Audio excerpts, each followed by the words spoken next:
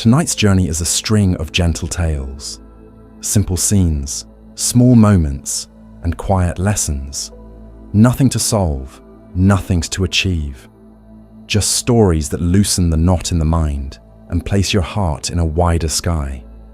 If a thought arrives, greet it and let it pass. If sleep comes, let it take you. We'll begin now. The path wound up the mountain like a slow ribbon, pale under the evening light. Pines exhaled a resinous hush, and somewhere a small creek spoke in syllables of silver. A traveller came along that path with a pack round as a worry and a pace that had forgotten softness. Boots brushed loose stones, shoulders lifted toward ears, as if the sky weighed more than usual tonight. At the crest stood a wooden gate with a hinge that sang a single long note. Neither complaint nor welcome, simply truth. Beyond it, a courtyard opened like a pause. Lanterns, paper-skinned and warm, hovered at the eaves. Moss rounded the edges of each stone. A broom leaned against a wall, as if it too had learned to rest.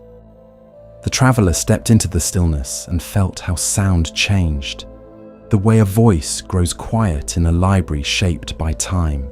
An old teacher waited on the veranda, back straight as a bamboo stalk, hands folded in a lap that had known many winters. No need for speech at first. The teacher's gaze was a gentle lake, holding without holding on. The room into which the traveller was welcomed held only what was useful. A small table polished by years of hands, 2 cushions with the memory of bodies in them, a kettle that breathed a soft cloud. In the corner, a cracked bowl mended along a seam with a thread of gold. Not proud, not ashamed, only itself. The traveller set the pack down and felt a small surprise at the sound of it touching the floor, a sound heavier than expected, as if a long day had grown another day inside it. The teacher poured water into a clay pot where tea leaves rested like dark winter birds. Steam rose and curled, making brief rivers in the air, vanishing into the ceiling beams. A cup was placed before the traveller, empty, light, cool. The traveller's fingers hovered above it, fluttering, uncertain. The teacher lifted the kettle, and the traveller watched the stream descend, clear in motion, fragrant with the promise of something that did not demand anything in return. The tea rose in the cup. It touched the lip and kept rising. It gathered itself and spilled, a warm thread over porcelain, a darker circle spreading on the table, then raindrops falling to the floor. The traveller startled, body tensing, apology forming like a knot. The teacher set down the kettle and looked at the overflow, as if it were a small bird that needed only a moment to gather itself before flying on. "This bowl is like your mind," the teacher said, voice quiet, paced like a lullaby. "Already full it cannot receive." The traveller bowed the head, a soft gravity pulling chin to chest. Full of lists and echoes, full of old conversations long finished, full of faces that had drifted away and still somehow remained, full of thorns that did not pierce but scratched and scratched, full of what could go wrong and what had not gone right, and what might never happen. A museum of unvisited rooms, full and tired of fullness. The teacher took a cloth and touched the spilled tea with a patient hand, not erasing, but caring. The steam still rose from the cup, thinner now, the way thoughts thin when breath begins to lengthen. The teacher rotated the cup in a palm, letting the light find the curve. "When you set something down, it does not vanish," the teacher said. "It returns to its place in the world. Let us return some things." The traveller felt the body, truly felt it, as if meeting it in a doorway after a long absence. The scalp tingled as if a small wind had found it. The brow softened. The jaw released the habit of holding. Tongue rested against the roof of the mouth without effort. The back widened, shoulder blades settling like birds on a branch that no longer swayed. Hands warmed. The belly, faithful as the earth, rose and fell in tides small enough for a shell to understand. "Breathe as if you are pouring," the teacher said. "Inhale, the kettle lifts. Exhale, the tea returns to the bowl. Not more, not less." The traveler breathed. Inhale like mountain air passing through tall grass. Exhale like a stream finding a wider bank. The breath did not improve the world. It simply reminded the world that everything already moved in this way. The mind, that restless collector of stones, set one down, then another, then a handful more, the way a child drops marbles at the sight of a moth. The teacher lifted the cracked bowl with the golden seam and set it beside the steaming cup. "This broke once," the teacher said. "It did not stop being a bowl. The space inside it remained a space. The repair did not erase the break. The break did not forbid beauty." The traveler looked at the seam and felt a kinship, not to the crack alone, but to the quiet wholeness that included it. "Emptiness is not absence," the teacher said. "It is room." Outside, the first night wind laid its hand on the chimes. A tone floated in and dissolved within the room as salt dissolves in warm water. The lantern wick made a sound like a soft insect dream. Somewhere, a frog accepted the evening. The world continued without hurry, and the traveler felt part of that continuing. Not important, not unimportant, simply included.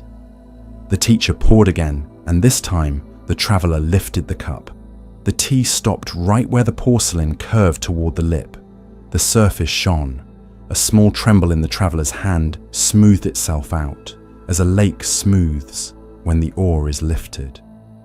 The first sip was a door opening into simple warmth. Grass, rain, wood smoke, the memory of sunlight held in a leaf. The swallow was a river reaching the sea. "Notice the space between sips," the teacher said. "There is living there."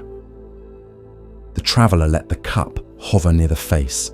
Steam brushed the upper lip like a moth's wing. Breath moved in and out without supervision. A thought tried to enter, wearing the cloak of urgency, and found no hand to hold it. It left on its own, gently, almost grateful. Another arrived, softer, shaped like a memory of a street at noon. It bowed and passed through. The bowl of the mind did not fight to keep them. Space remained space. "Place today in the bowl," the teacher said. "Place each moment as if laying down a leaf." The traveler set down the morning sharpness, the conversation with the shopkeeper that had snagged on a single word.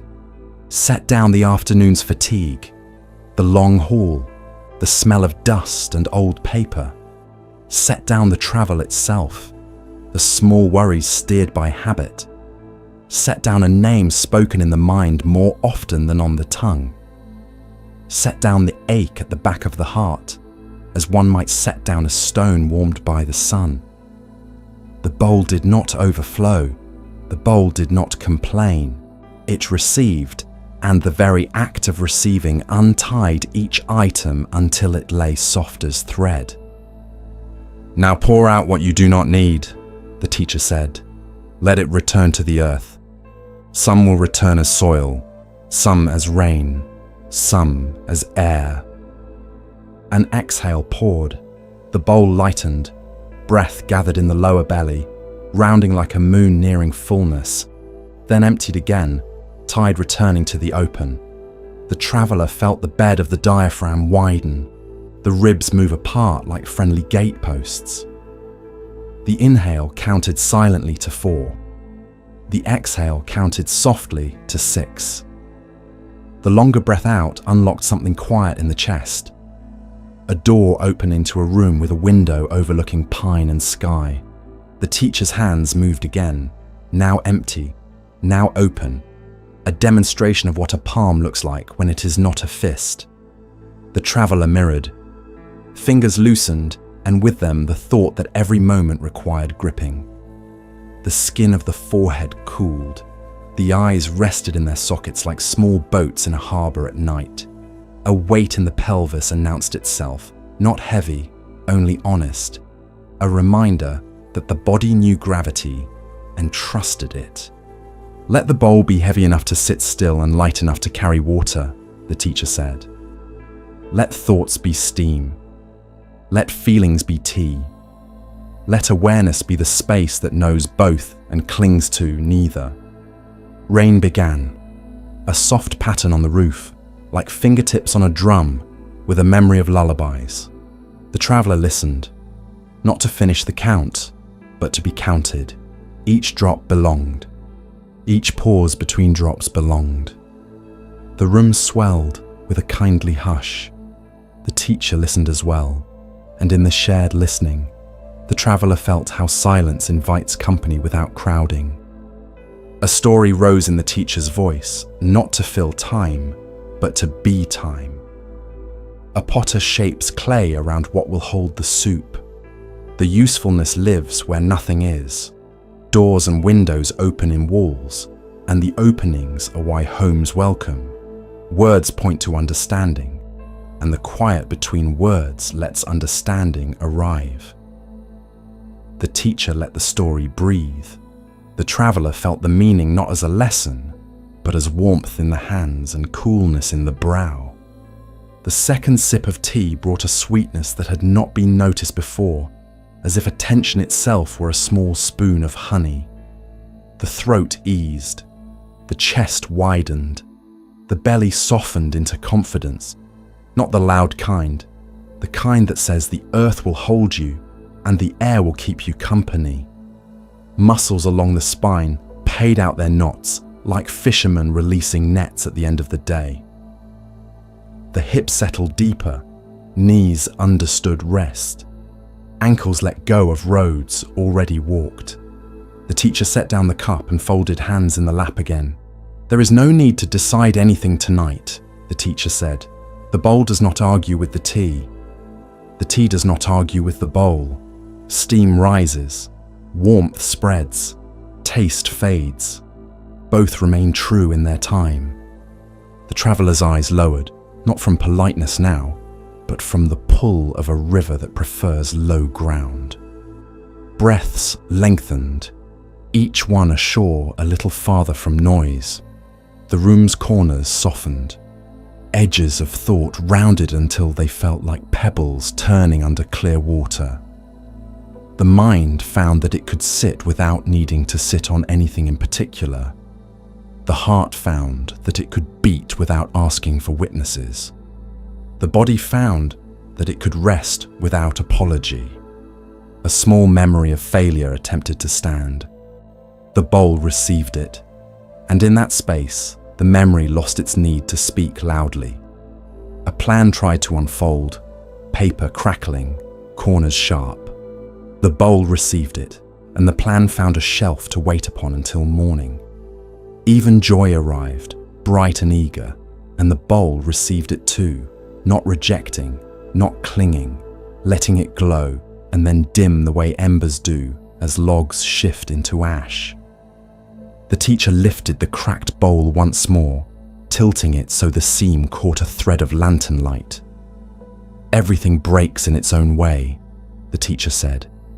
Everything mends in its own way.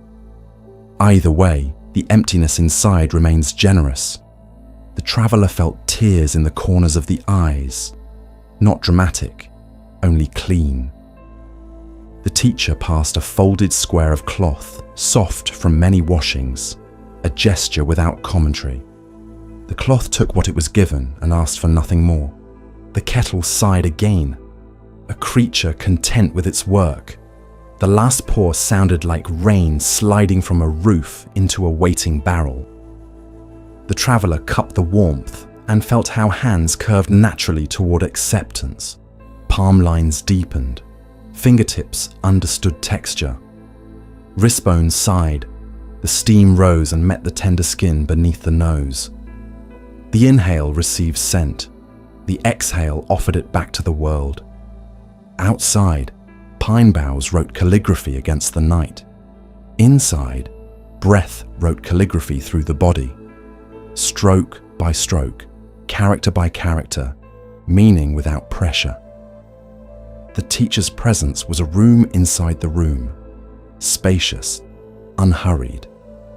The traveler's presence became a room inside the self, spacious, unhurried. Between them, the air carried no demand. The bowl of the traveler's mind stood empty enough to be useful and full enough to be kind. Sleep moved near, not as a command, but as a friend who understands how to arrive quietly. The traveler placed the cup on the table with care, hearing the porcelain greet the wood with a faint chime. The teacher nodded, not to grant permission, but to reflect the permission already present. Breath became a tide that knew the moon without speaking of it. The pack at the traveler's feet no longer pulled. The room felt like a hand opened towards the sky. The hinge at the gate gave a single soft note to the night, then fell silent again. Rain thinned to a hush that felt like a warm blanket. The bowl sat where light and shadow met, the gold seam glimmering the way a memory glimmers when it stops asking to be more than it is. The space within it waited, patient as earth, ready for whatever tomorrow would need it to hold, and ready to let go when holding was no longer needed. The traveler felt the spine align with laziness, cured by kindness. The belly rose and fell, a boat that had learned the rhythm of its harbour. Thoughts, when they came, arrived like birds at dusk, fewer each minute, wings slower, flights shorter, until even the birds preferred the branch. The room did not change, and in that sameness the traveller discovered ease, a quiet birthright that had been there since before the first worry learned the shape of a fist. In the gentle dim, the bowl's emptiness was not a lack. It was a lullaby shaped like space, sung without sound, understood without effort. The mind stood at its rim, looking in, seeing not a void but a place to rest, a place to receive, a place to pour, a place to be exactly as it is. Steam thinned to nothing. Warmth moved inward. Breath continued, steady as a tide that does not need to announce itself. The night, generous as a teacher, held everything that remained and everything that had been set down. Morning mist lifted from the valley like a slow exhale, revealing a ribbon of water that braided itself through stones the colour of old tea. Two monks walked a pilgrim road that led toward a distant village where roofs shone like damp shells. The elders' steps were steady, the kind that have forgotten the need to arrive. The younger steps were neat and careful, exact as counting beads. Birds rustled in bamboo, then fell quiet again. All along the bank, reeds made small bowing gestures to wind that didn't insist. The river was swollen from last night's rain, not wild but certain, flexing wide shoulders, brown with silt that remembered mountains as dust. On the near bank stood a woman in travelling clothes, hem dark with mud, a bundle tied with a faded cloth, tucked close to her ribs. She looked from the water to the path, from the path to her feet. When she saw the monks, her face opened the way a window opens. Not for drama, simply to let air through. "Honoured ones," she said, voice low so as not to disturb whatever the morning was trying to keep. "Can you help me cross?" The younger monk bowed, hands together. Rules rose in his chest like tall reeds. He felt their straightness, their comfort, the way they kept currents from stealing soil. He looked to the elder. The elder bowed slightly in return, and in that bow was the tilt of a cup saying yes to a pour. Without remarks or ceremony, The elder folded his robe above the knees and stepped into the water. He turned back, palms out in invitation. The woman placed both hands on his shoulders, and he lifted her with the simple strength of someone who carries firewood every day. Her weight arrived, honest and ordinary, and he received it without adding story. The river slid past with the patience of years. Stones rounded the current into quiet shapes. A heron watched from a fallen log, refusing to give away its thoughts to any of them. The crossing was neither short nor long. It was what the river required. The elder planted each foot to feel the stones instead of win them, and when deeper water reached the thigh, he did not fight. He leaned like bamboo leans, letting the push become a guide. The woman's breath touched his ear, small and held, then relaxing as the far bank approached. Mud welcomed their steps with soft sounds, like old friends. On the other side, he set her down with the same care he had used to lift her, as if placing a bowl back on its shelf. She bowed, both hands pressed together, gratitude bright and simple as sunlight through leaves. "Travel safely," the elder said, and returned across the water the way a cloud passes over the moon, present and then not.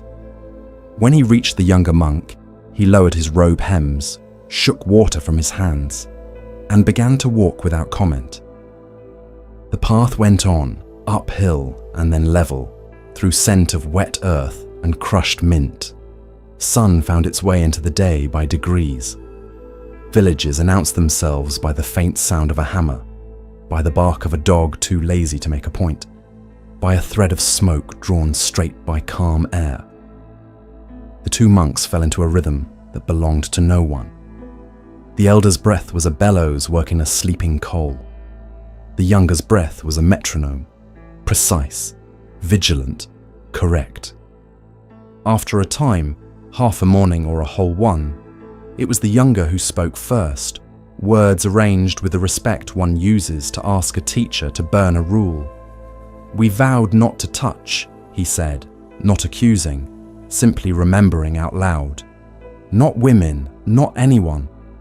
The teachings say to keep the body clear of entangling contact." The elder nodded once, like a reed nods when a fish rises. "We did," he said. They walked through a grove of cedars.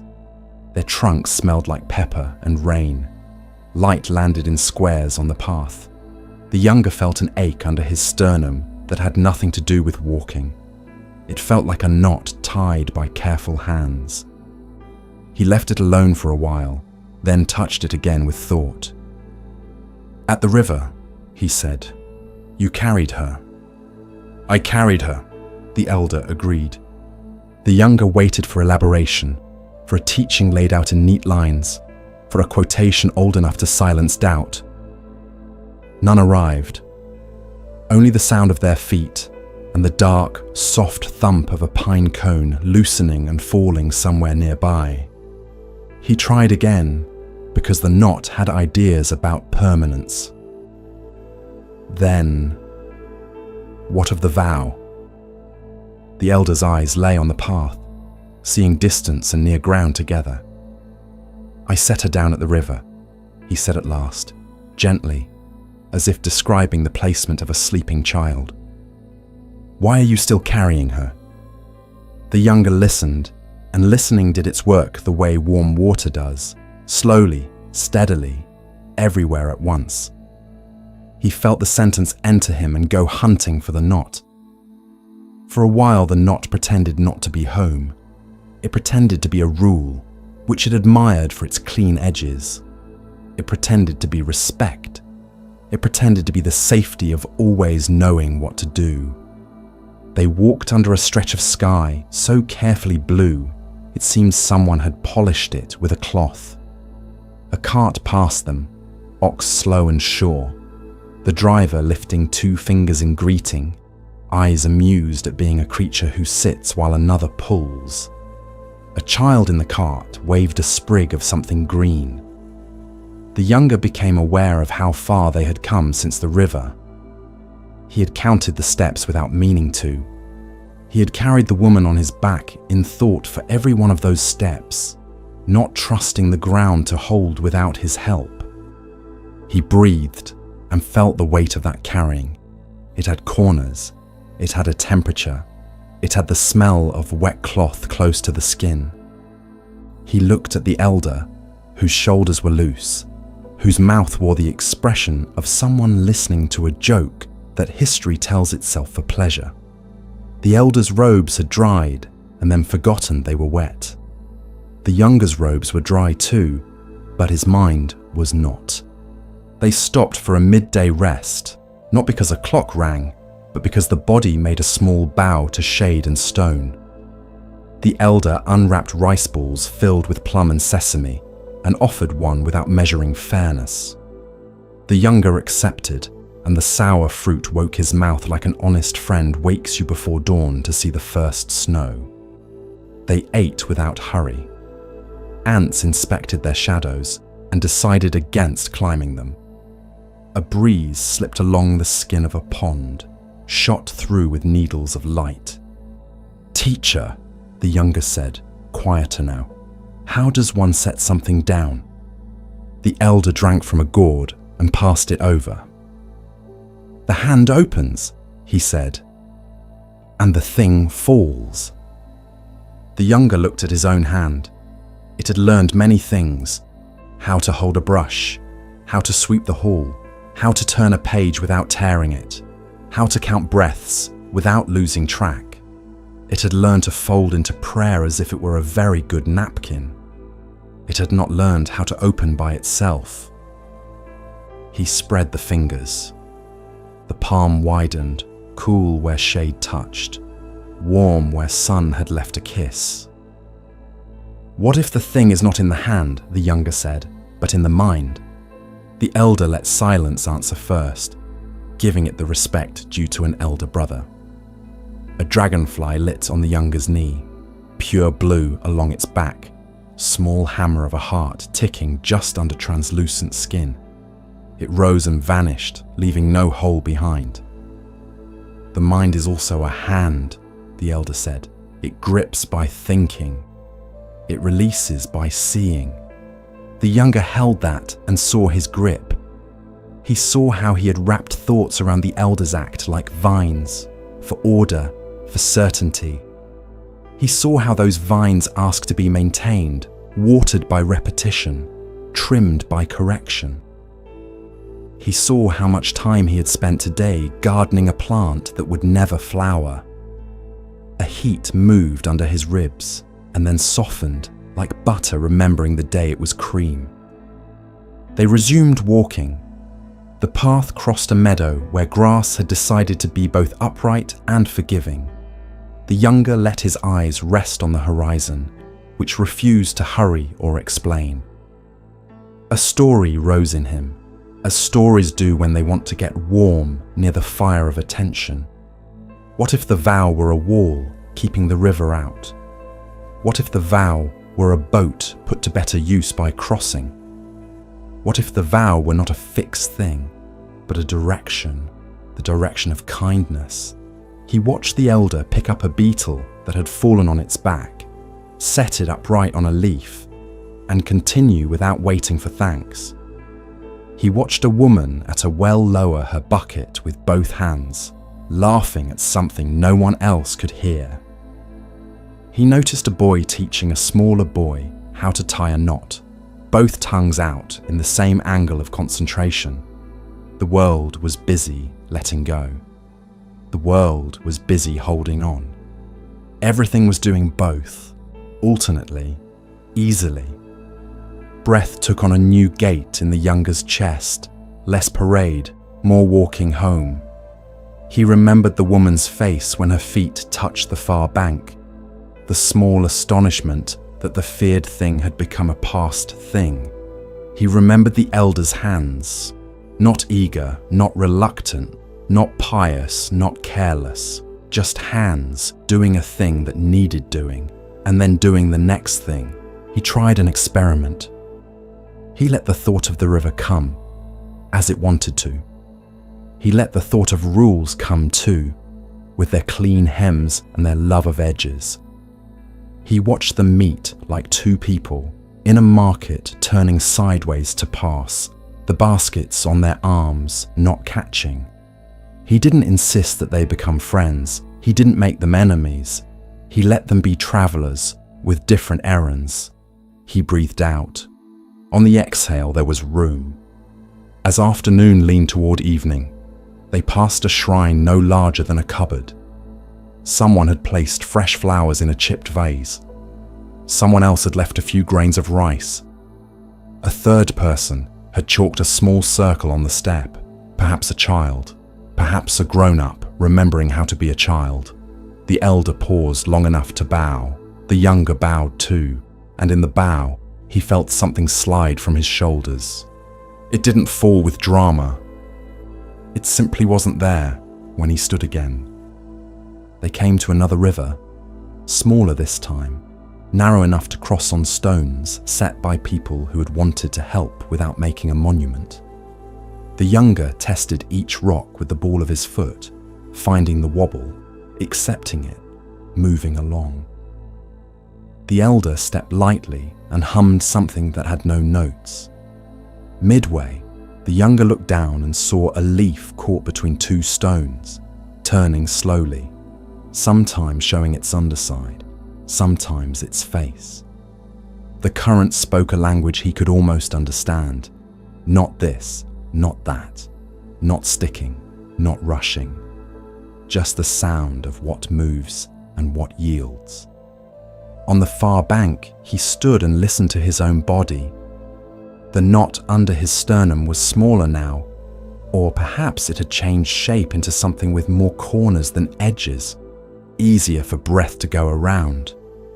He thought of the woman, now somewhere ahead, moving along her own road. He understood that his thoughts had followed her without asking permission, and he smiled at their courtesy now, returning to him like dogs called by name. "Teacher," he said, and this time the word was less a petition and more a greeting. "I think I set her down." The elder did not reply with words. He looked at the younger as the river looked at both banks, including without measuring. The younger felt seen the way a cup feels seen when clean water is poured into it. Nothing added but what it is intended to hold. They walked until the road gathered itself into dusk. Crickets tested their instruments. The air cooled and forgot its noon heat. A farmhouse lantern made a square on hard-packed earth. An old man fed chickens late because time in some places likes to disobey just enough to feel alive. A dog lifted its head and decided against comment. The monks stopped beneath a tree whose leaves had chosen to whisper all year. They sat. They let the day leave them by the same door it had used to enter. The younger noticed how habit tried to pick up the day again, tried to fold it, store it, carry it as evidence, as burden, as proof of being good. He chose instead to watch his own mind make and unmake the urge, the way a tide makes and unmakes the edge of a small sandcastle, and how the child who built it only laughs. Wind moved through the tree like a thought that doesn't need to be finished. The younger placed his palms on his knees, open. He could feel the tiny shimmer of blood returning to fingers that had been curled too long. He could feel, even in the subtle geography of the body, how opening made space and closing made work, and sometimes work was needed, and sometimes space. When the first star showed, it wasn't a lesson, it was a star. The elder looked up once and then closed his eyes. The younger did the same. He let the river of the day wash through him. He let the woman walk on to wherever people go when they step off the page of your mind. He let the vow stand by his side like a silent friend, neither scolding nor excusing, simply keeping him oriented toward kindness. He let his breath be the small bridge crossed again and again. No toll, no guard, only the pleasure of passing. Somewhere a night bird called and another answered. The younger listened and did not carry either one. He felt the world balance itself without his hands on it. He felt the floor of his chest become a shore the tide could trust. He felt, in simple ways, how letting go was not a trick but a posture. A gentle, steady turning of the wrist that allows what is finished to return and what is needed to arrive. And in that posture, he rested. Autumn arrived the way a kind visitor arrives, taking off its shoes at the door and setting a basket of colour on the table. In the temple garden, the air held a clean edge, cool enough to brighten the skin, warm enough to soften the bones. Maples wore red the way embers wear sleep. Ginkgo fans yellowed into small suns. The pond kept a quiet face and remembered every cloud. A broom leaned where stone met wooden step. The bristles spread like a brush pausing before a stroke. A monk stood beneath a maple older than the gate, robe sleeves hanging with the calm weight of learning. He had been sweeping since the bell after breakfast, gathering leaves in gentle swells and guiding them toward a waiting basket. Every time the path cleared, the tree placed another handful of softness upon it, as if to say the world prefers to continue rather than be finished. The monk laughed once, a sound so small only a nearby cricket lifted its head to hear. He set the broom aside and looked up. There, near the end of a slim twig, a single leaf loosened its mind about staying. No argument, no ceremony. The stem, green gone to straw, let go. The leaf tipped its face toward earth, and the first breath of falling touched it. It drifted left, as if that had been the plan all along. Then a small wind changed its mind, and the leaf agreed. It turned once, twice. A dancer who has practiced for months to learn how to do nothing more than accept. The monk watched the leaf's simple education. He saw how the air made a cradle under it without being asked. He saw how the leaf rotated to offer its broad side to the sky, slowing out of instinct born in trees and carried into the moment of release. He saw the single vein along its center, a road on which rain had traveled 100 times without leaving footprints. He saw specks where caterpillars had dined and moved on. He saw sunlight entering the thin gold of it and coming out the other side gentler than it arrived. He was not alone. Across the path, an elder sat on the low veranda, cup steaming between both hands, gaze loose the way a kite string is loose when the wind is steady. The elder had seen many leaves, many falls, many sweepings that never solved the problem of trees. He lifted his cup toward the monk and the rising leaf, a salute to the art of gravity. Then he let attention widen until leaf, monk, cup and breath were all included. The leaf met a slow current of air that lifted it for the width of a heartbeat. It stayed a moment longer in its own weather, then continued down. In the monk's chest, a thought loosened too. It had been clinging to the same twig for days, sending roots into bark that would never belong to it. The thought observed the leaf and recognized the kindness of surrender. It did not leap. It did not need to. It simply stopped growing new reasons to stay. On the next exhale, the monk experienced falling as something the body already knew how to do. The breath moved out, long as the length of an arm, smooth as the stroke of a crane's wing. At the bottom of the exhale, a quiet opened, a clear pond under stone. In that small pond, the thought landed without splash and dissolved the way salt remembers its life as sea. Another leaf let go then, and another, and then 3 at once from a higher branch where sunlight had convinced them to keep their color a little longer. They came down as if playing a game children understand without rules. One landed on the monk's sleeve, made a small sound of paper meeting cloth, and waited. He felt its light weight through the robe as one feels the friendly presence of a moth resting on the back of the hand. A reflex reached to brush it off. Another reflex bowed to what was happening. The hand stayed. The leaf stayed. The breath went out. The leaf slid away when it was ready and set itself in the basket, as if it had always planned to get there by this route. The elder spoke, his voice warm as tea set in the sun. Falling is not failure, it is direction. The monk listened with the whole skin. Somewhere a breeze threaded bamboo, and the bamboo agreed with every word. He picked up the broom again, not to defend the path against leaves, but to give them a place to gather. Each stroke was not a correction to the tree's generosity, but a thank you. He noticed how sweeping became smoother when he matched it to the rhythm of the breath. Inhale, lift the bristles. Exhale, guide the leaves. The body found a metered kindness that did not argue with season. A child from the village wandered through the open gate carrying a small pail of pears, a thumbsticky kind of offering.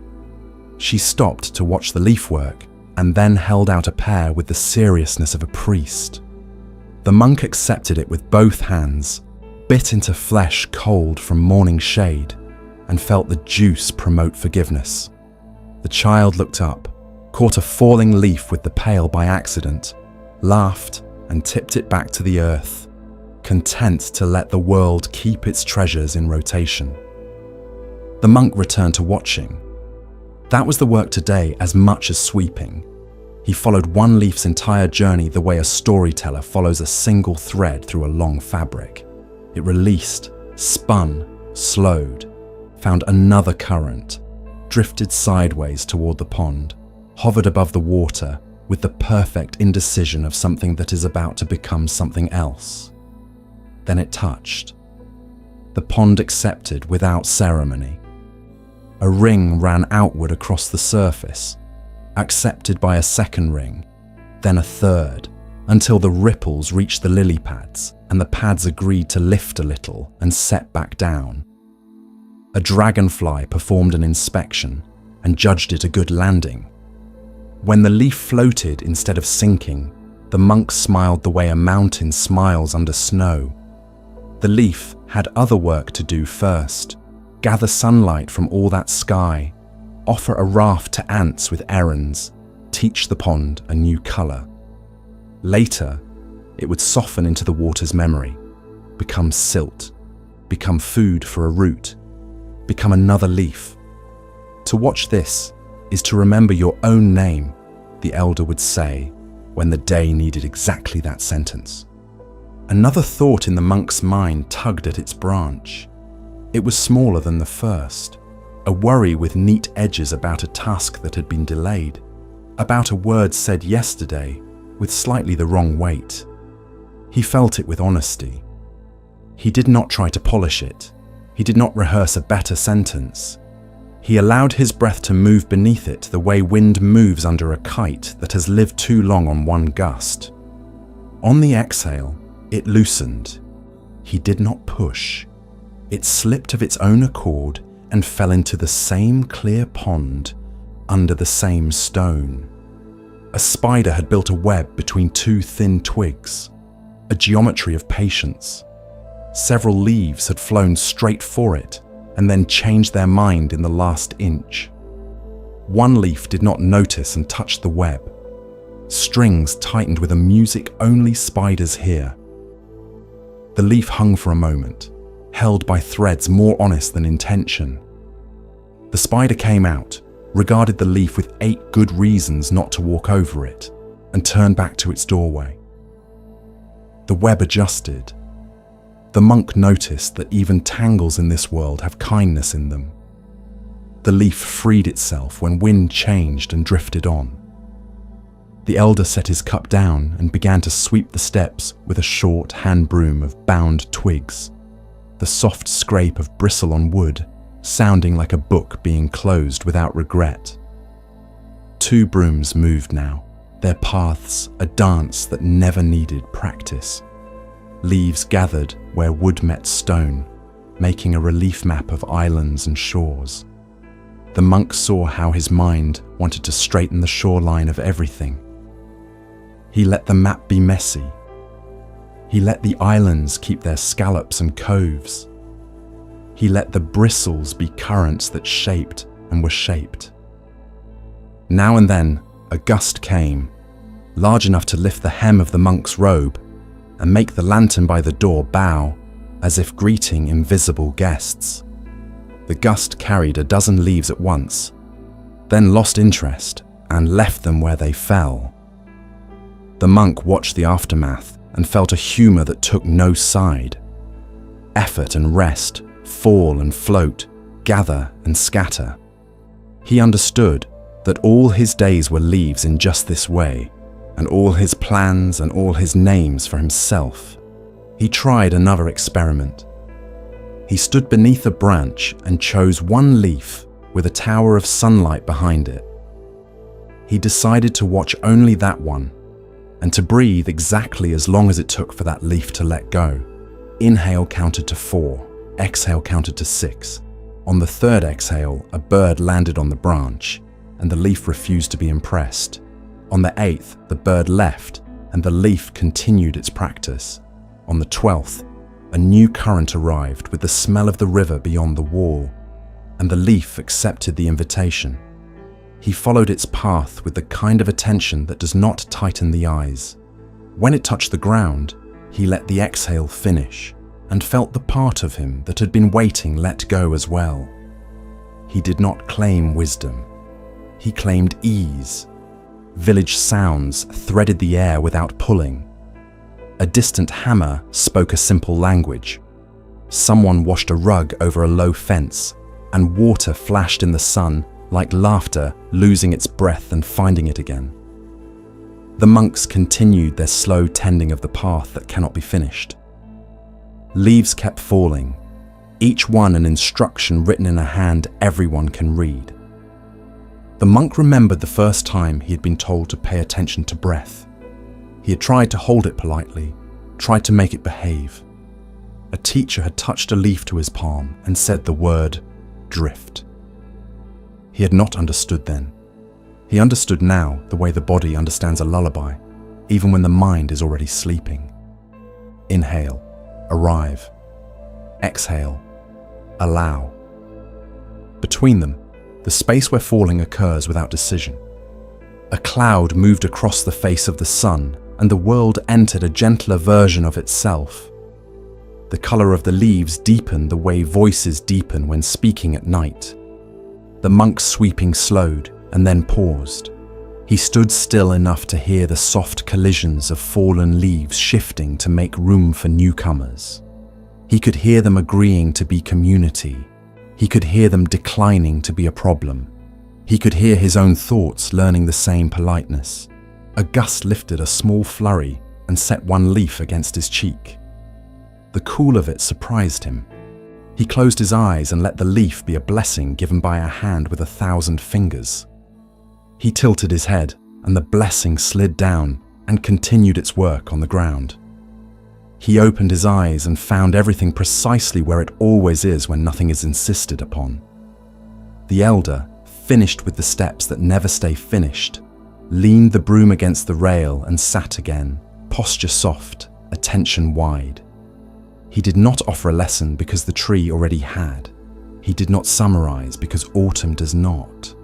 He placed one hand lightly on his belly and let it rise and fall so plainly, the air grew confident.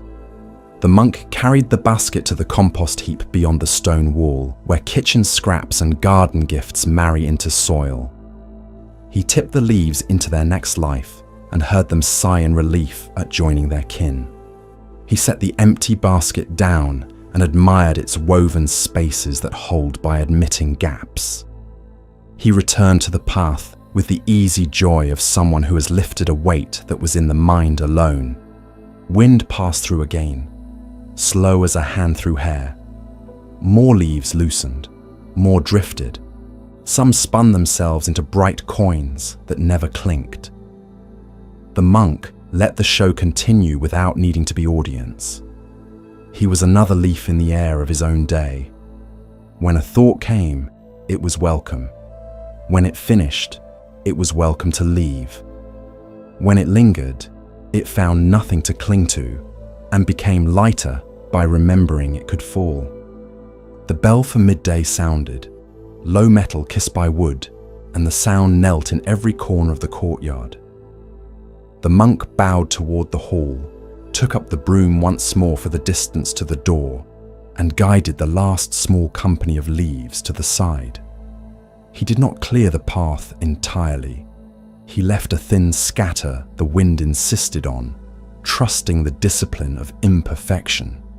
He stepped over them the way a stream steps over stones, with gratitude for texture. Inside the hall, mats lay like fields under a sky that had learned to be a roof. The monk sat where sitting sits him.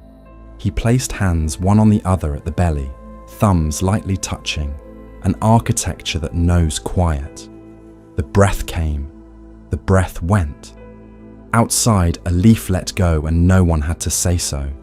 Inside, a thought let go and no one had to say so. The world kept falling into the world with the grace of gravity, and everything agreed. Clouds gathered over the valley in a slow procession, a dignified grey that knew how to keep its own counsel. The air before rain is its own season, a charged hush, and the temple felt it. Lanterns lowered, doors slid half closed, the kitchens quieting their copper talk. Behind the main hall, the bamboo grove breathed as one animal with 1,000 green ribs.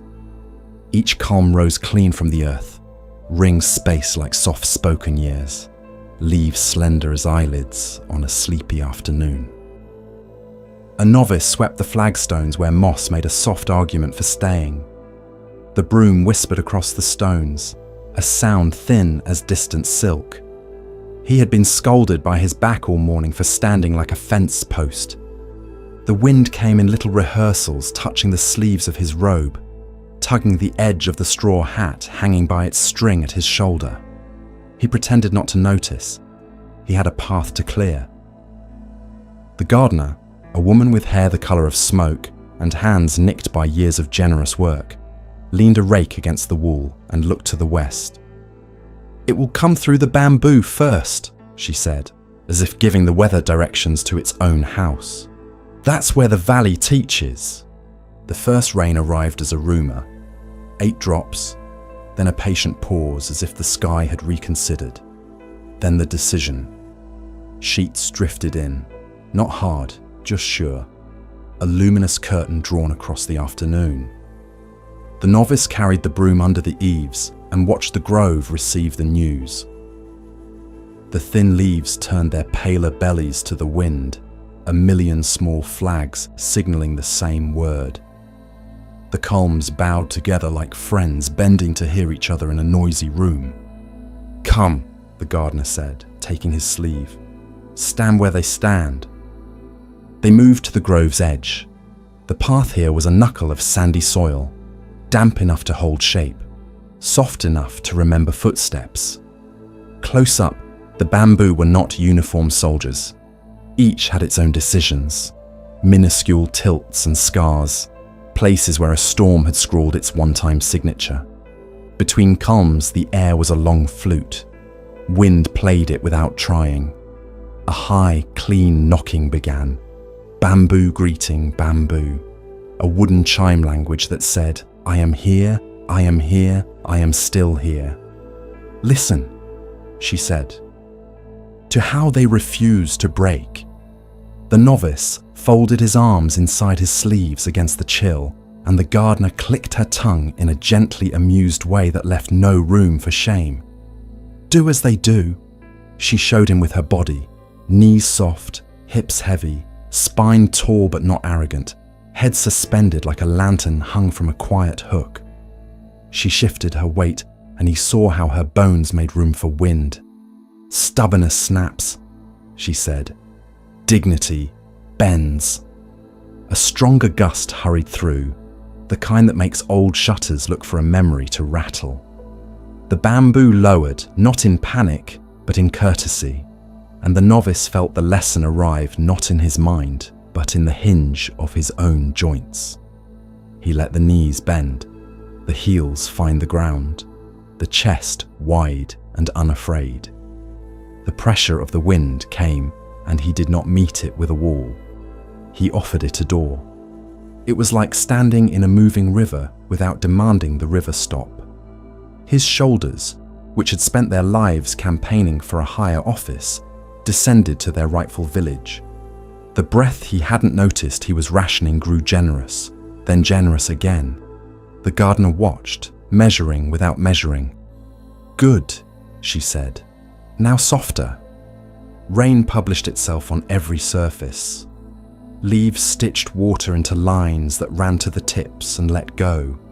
Beads formed on the joints of the bamboo, bright commas in a long green sentence.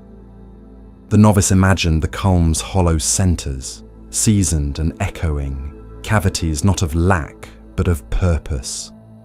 "Hollow," the gardener said, as if she had opened his head and looked at his picture. "They are strong because they are hollow. They do not carry what is not needed." He tried the word in his own body.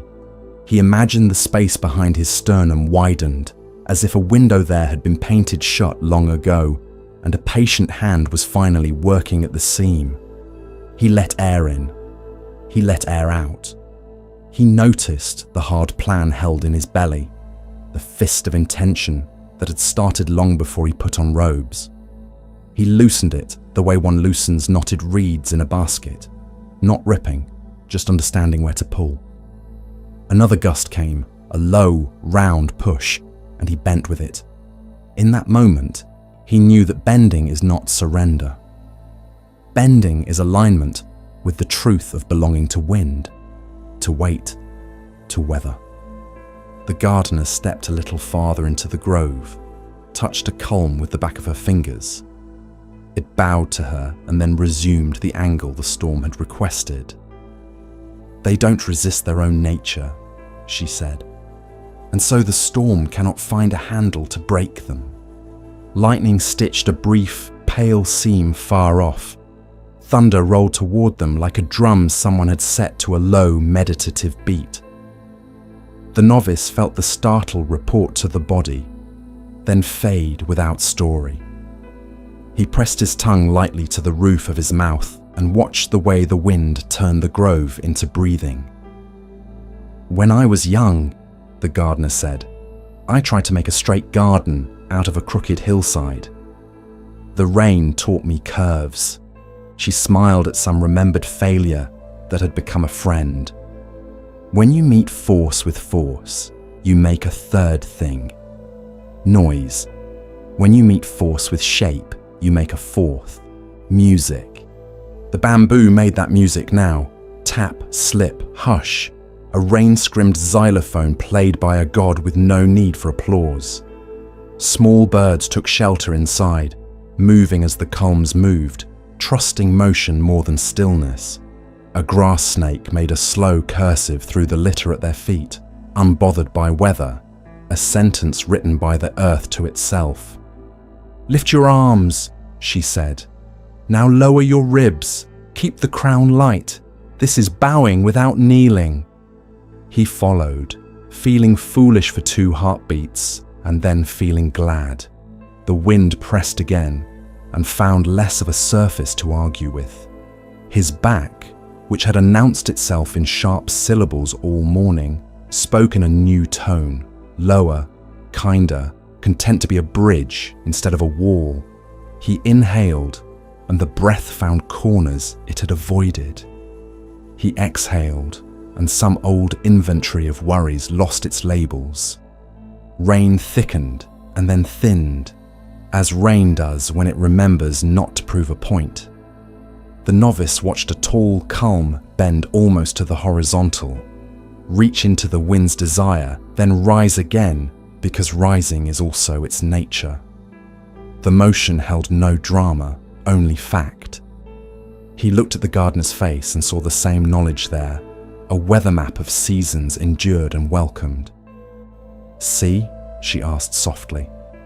"Strength isn't the refusal to move. Strength is the refusal to be moved from your belonging." He thought of times he had insisted on straightness when curve would have carried him. He thought of sentences delivered like planks, all weight and no give.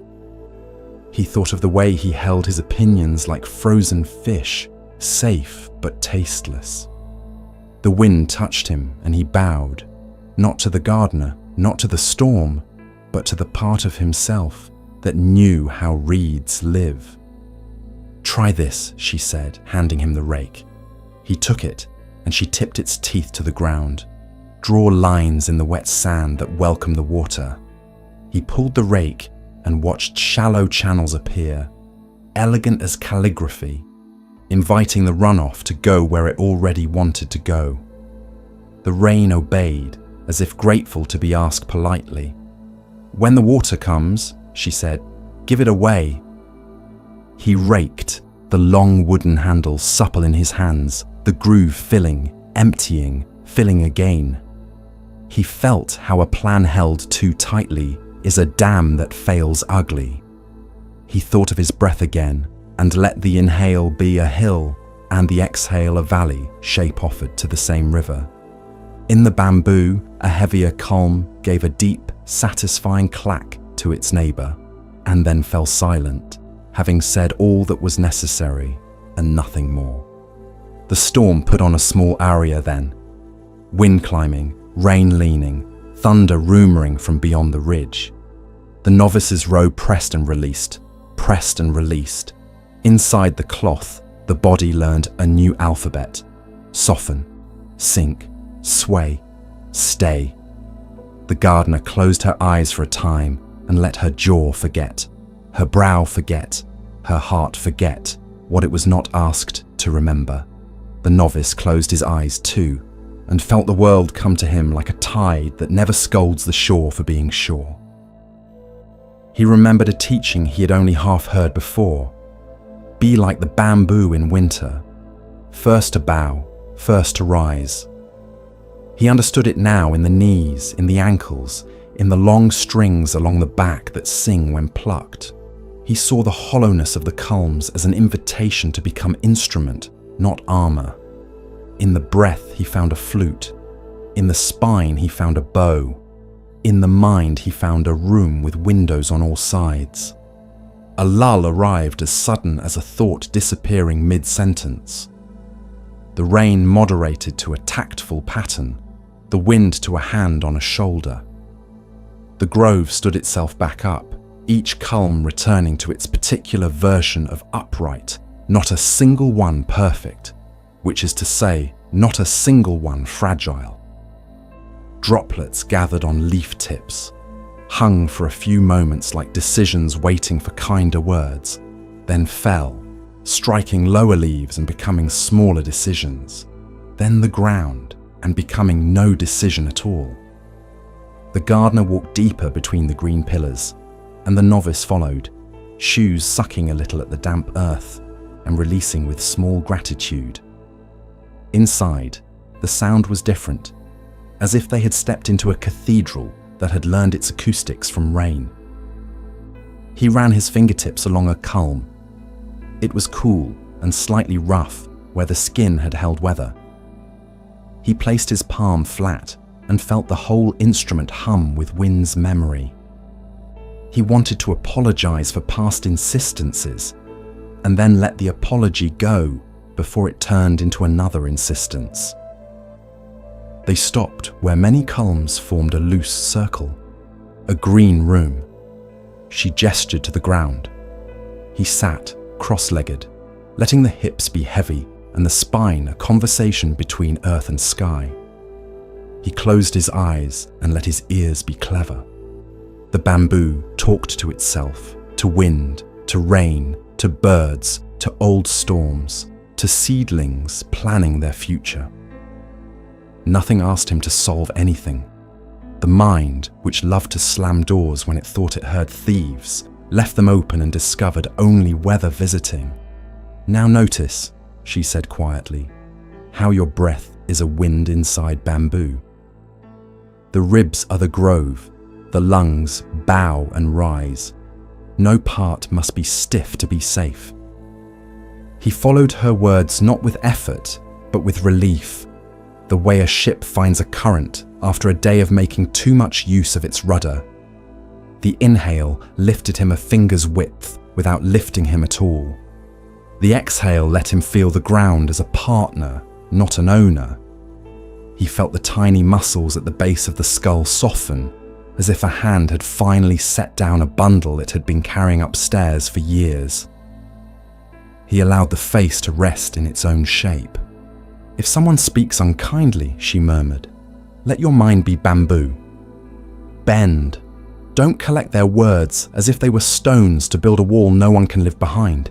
If a plan fails, let your heart be bamboo. Bend. A plan is only a guess at a future that owes us nothing.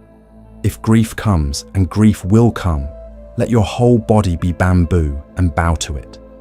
In bowing, you will discover you have not fallen, you have found the ground." Wind made another pass, more a farewell than a test. They bowed together, and the grove bowed with them. And for a moment, the valley seemed to breathe with a single rhythm that included tiled roofs, worm tunnels, the wetbacks of stones, the quiet concentration of roots. When they rose, the gardener touched the novice's elbow with a finger that carried both strength and laughter. "Carry water like this," she said, and he knew she meant knees soft, attention wide. "Speak like this," and he knew she meant with space around words. "Work like this," and he knew she meant without using the back as a battering ram against the day. They returned to the flagstones where the broom, loyal as a dog that had taken a vow, waited. He took it up and felt how even the broom preferred curves. He drew water off the stones in long arcs that satisfied a geometry older than math. The storm receded over the next ridge, arguing mildly with a late sunbeam that had decided to appear as if it had planned the whole performance. On the far side of the courtyard, the abbot slid open a door and stood a moment, the way a mountain stands in a painting, looking like a mountain rather than like paint. His eyes took in the wet shine, the settled bamboo, the novice's new posture, the gardener's grin that admitted nothing and everything. He nodded, a single hinge of approval, and closed the door with the softness of a secret invited to rest. The novice finished his sweeping and leaned the broom where wood grays into silver. He shook rain from his sleeves and did not apologize to the air for having been stiff earlier. Air has no interest in apologies it did not ask for. He looked once more to the grove. It looked back, which is to say, it kept being itself in a way that included him. A single leaf, late to the storm's lesson, let go and rode the last breeze down. It struck a puddle, made a ring that reached the edge and became edge, no longer ring. The novice watched the circle spread and felt a similar circle widen under his breastbone, a simple geometry that did not need to be named to be true. The gardener, already halfway to the shed, called over her shoulder, "Remember how you stood?" He would. The body had learned. The wind had taught. The bamboo remembered for them both. The gate at the edge of the temple had grown old in a dignified way. Its wood was cypress, silvered by seasons, grain lifted where rain had licked it 1,000 times. The crossbeam wore the touch of hands as a river stone wears water. The iron hinge, hammered by a blacksmith no one now remembered by name, had taken on a bloom the colour of plums. It did one unmistakable thing whenever the gate moved. It sang its single long note, a creak drawn from the joint where weight and weather meet. Morning, The note was high and thin, like a reed flute first clearing its throat. Noon, warmer, almost conversational. On wet days, it deepened to something like a low cello, the wood swollen and content.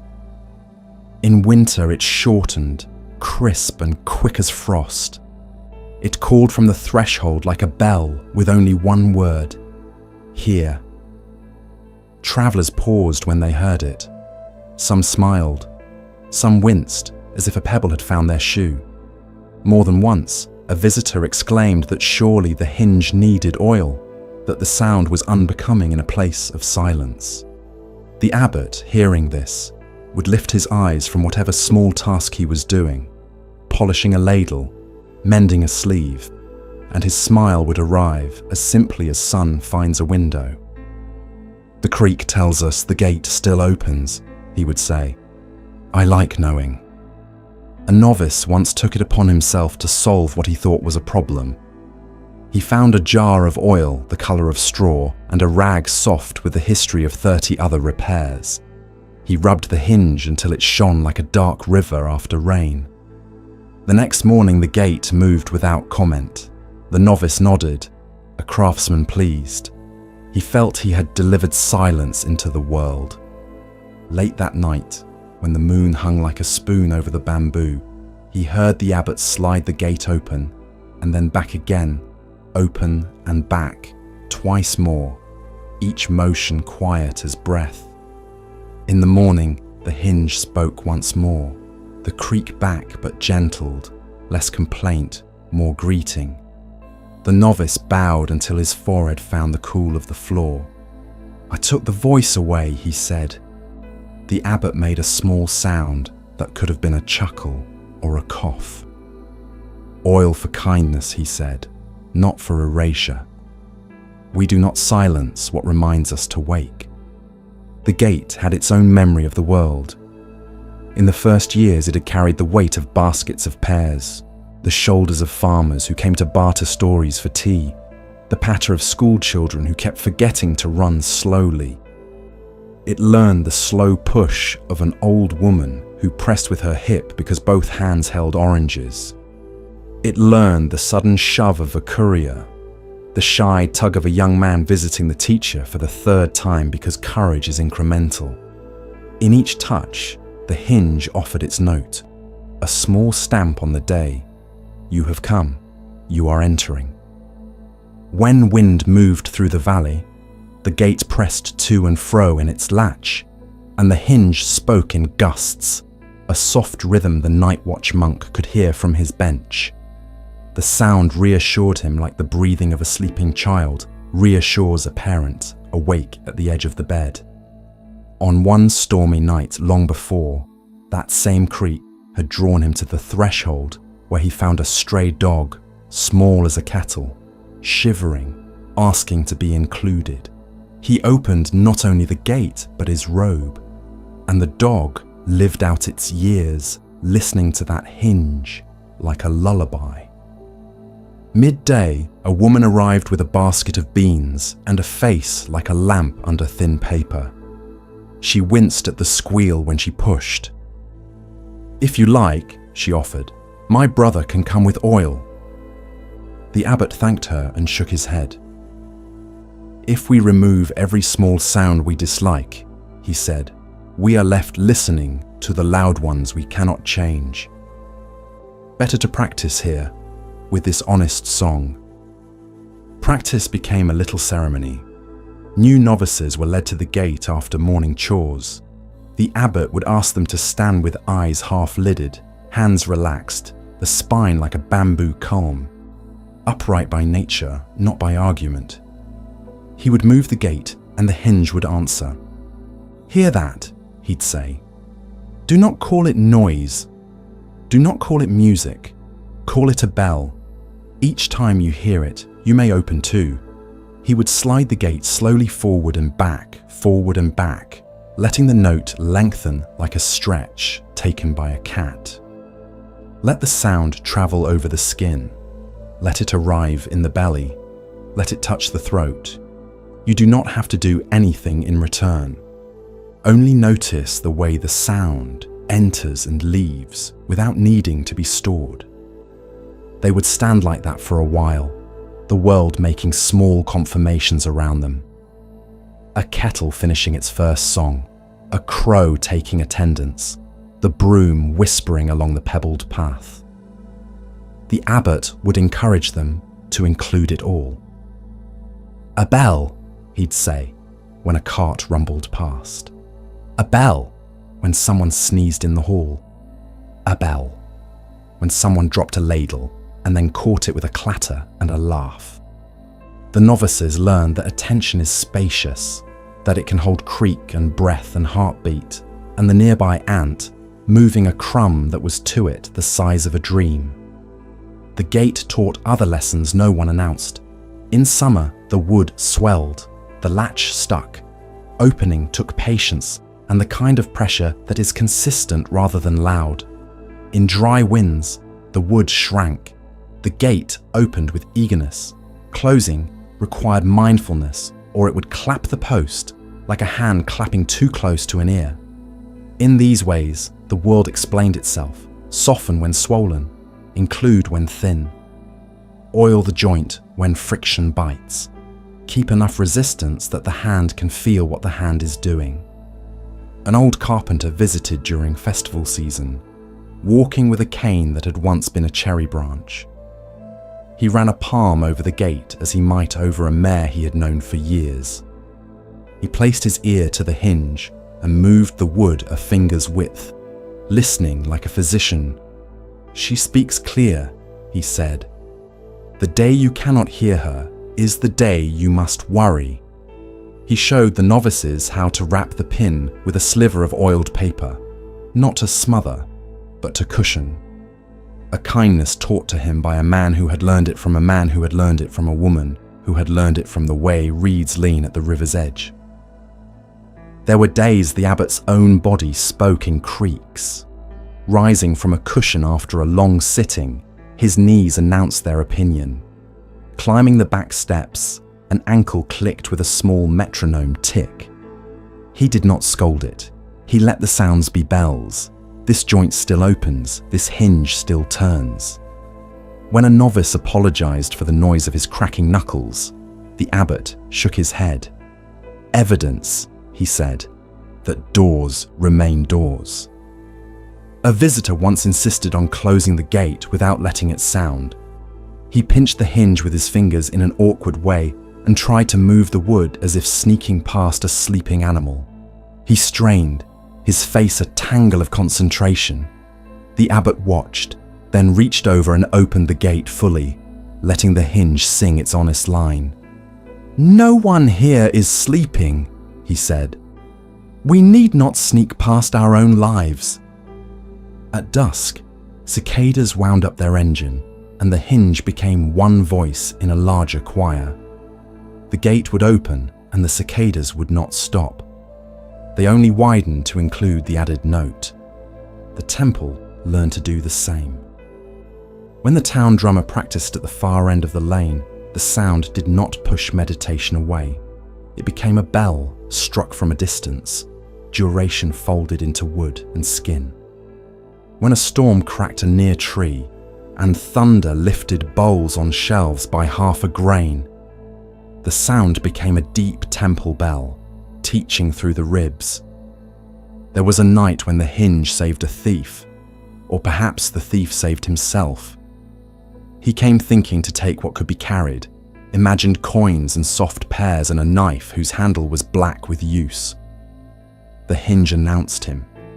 The abbot, already awake, went to the threshold with a candle that added a small breath of honey to the air. "You are early," he said, "for breakfast." The thief said nothing. The abbot blew out the candle and set it in the man's hand. "You may carry this instead." The man, because he had not come prepared to be included, turned and left. The creak marked his going. Later, much later, he returned in daylight and asked for work. "I heard your bell," he said, embarrassed by the truth. The hinge sang for him too. In deep winter, When breath made brief clouds and the pond wore a clear skin in the mornings, the hinge spoke sharper, and the gate itself felt more brittle, as living things do under certain moons. The novices were taught to warm the iron with their hands before they moved it, a moment of courtesy as small as the time it takes tea to forgive boiling. The gesture changed the sound, a creak with a bow in it. They learned the difference by ear, and learning by ear softened their speech. Sometimes the abbot would sit just inside the gate with a blanket over his knees and listen to the village carry itself through the hour. The latch clicked. Someone entered, someone left. Each creak was a chapter heading in a book written by feet. He would match his breath to the rhythm of arrivals and departures. Inhale, someone comes. Exhale, someone goes. He would think of his own thoughts in the same way and smile at how often they visited without washing their hands, and how often they left without saying goodbye. The hinge did not mind. It announced and it released. Its job was simple. When the temple held a memorial, the gate creaked more often. Every boo, every exchange, every late arriving cousin made the hinge sing. The sound entered people in different ways. For some it softened the face. For others it turned eyes toward ground, to the place where feet understand they are supported. The abbot did not explain what the sound meant. He trusted the hinge to speak its single language to every ear. One afternoon, a child with dirt on her knees came to the gate with a flower crushed between fingers and intention. She pushed, and the hinge complained in a note drawn out, tired from so many small ceremonies. She looked up, worried she had broken something. The abbot knelt, so his eyes were level with hers. "It talks," she said. "Yes," he said. "It tells us we can still come in." She held out the flower. He took it as if given a key and tucked it behind the latch where it practiced being a bell of its own. When your joints spoke at night, when a shoulder argued with its pillow, when the mind made old conversations new again, the gate's lesson was near. These are creaks, not alarms. The hinge sings because there is movement. The knee speaks because there is life in it. The gate does not accuse itself of failing when it makes its sound. It includes the sound in its work. As you lie there, the bed becomes a threshold. The door of the day swings on the hinge of your breath. In the chest, a steady iron turns. Inhale, and the room opens. Exhale, and the room closes. Both are necessary. Both are kind. A season turned. The carpenter returned with a strip of cloth woven by his granddaughter. He wrapped the hinge pin, smoothed it with thumb and forefinger, and listened. The creak shifted slightly, a little kinder at the start, a little longer at the end. He nodded once, as if greeting an old friend, returned with a new story. The abbot bowed to him and offered tea. They sat beneath the eaves and watched 3 people come and go. The hinge spoke 3 times, and 3 pairs of shoulders softened out of habit's tightness. Evening laid its hand on the roofs. The last light gathered in strips along the road like ribbon forgotten after a festival. Someone laughed in the kitchens, the sound thin and happy. The abbot closed the gate for the night, not fully, just until the latch met its socket with a small, satisfying click. The hinge offered its evening note, a tone that spread through the wood and the ground and the ribs of those nearby. Inside, mats were unrolled, lamps were trimmed. The kettle found its place above a drowsy flame. Outside, crickets began to stitch darkness to darkness with their fine thread.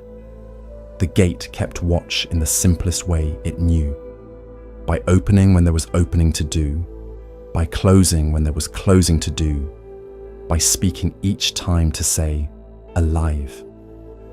As your breath passed in and out, the sound of it, subtle as silk, softer than the field at dusk, was the same declaration. Every creak a bell, every bell a permission. You can still open. Night slid into the valley with a kindness that was almost shy. Lamps in the village dwindled one by one until the temple stood in a bowl of dark the colour of deep tea.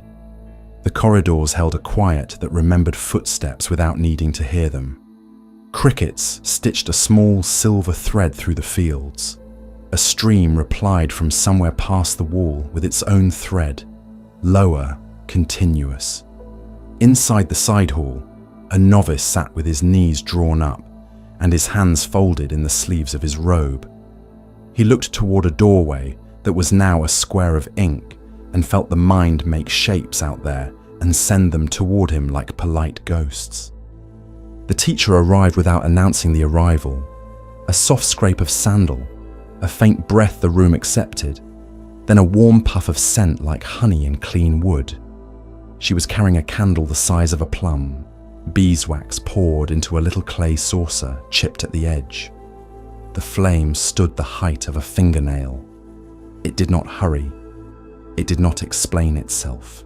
It moved inside its own small weather, a flicker that never left home. "Darkness is not an enemy," she said, setting the candle on the floor between them. "It is a room where the world rests. This flame does not chase the night away. It offers company to the next step." The novice's shoulders softened a little, as if someone had lifted a fold of cloth that had been pressing there all day. He watched how the light touched the grain of the wooden floor and pulled it into story. He watched how the flame painted his own fingers into relief when he reached towards it, and then back. Shadows lengthened, turned, dissolved, returned.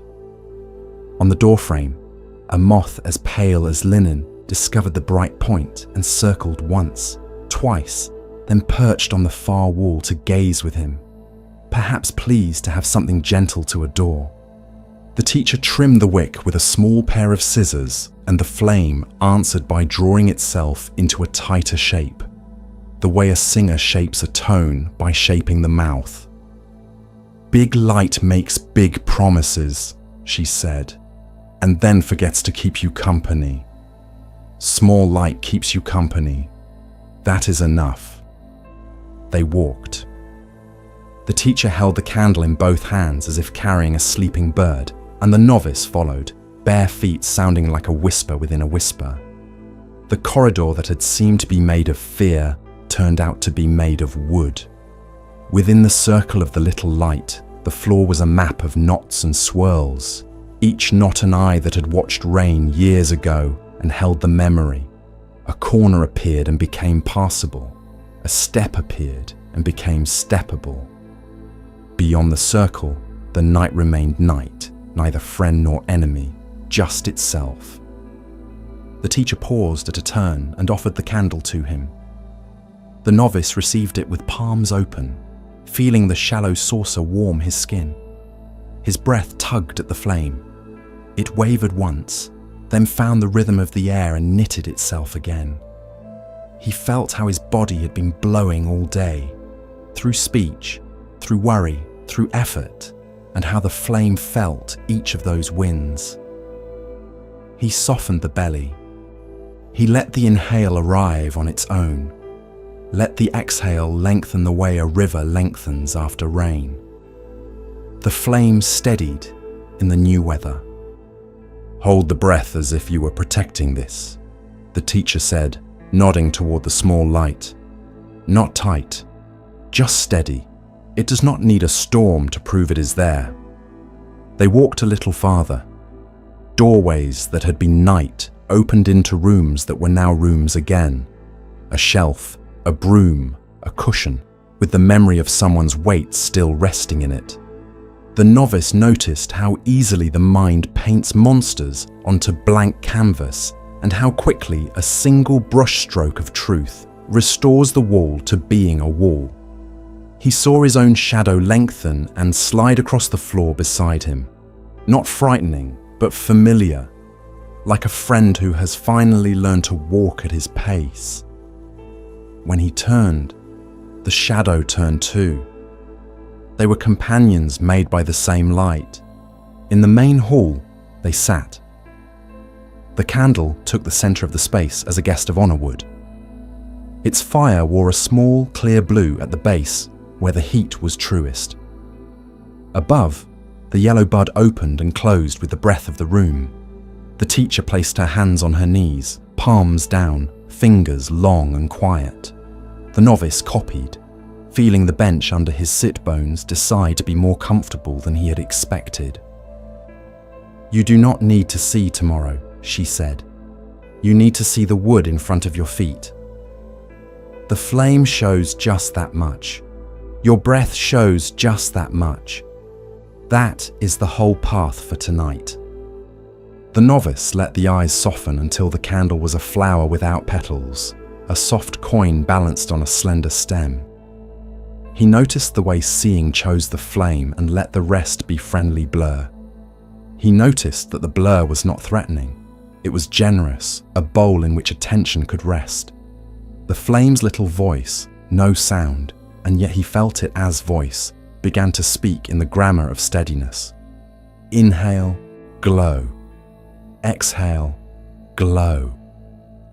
A melancholy he had been carrying all day like a folded letter he was afraid to open warmed in his chest and then thinned into something that could float. Somewhere outside a fox called once, and the call entered the room without looking for a chair. "Count the breath to the flame," the teacher said. 4 inches, 6 out. Let the exhale make room. Let the flame be your metronome. He counted silently, the numbers not sharp but round, marbles rolling easily along a groove. 1, 2, 3, 4, the belly rounding like a small hill made for a soft animal to lie upon. 1, 2, 3, 4, 5, 6, the hill returning to field. The flame agreed with this tempo. Its edges calmed, its heart brightened. The wax softened into a clear lake around the wick and shone back the red of the room like a patient eye. "Fear is a kind of speed," she said after a while. "It rushes ahead to fetch what has not happened and drags it back for you to hold. Slow turns it into warmth. Warmth remembers it is only energy."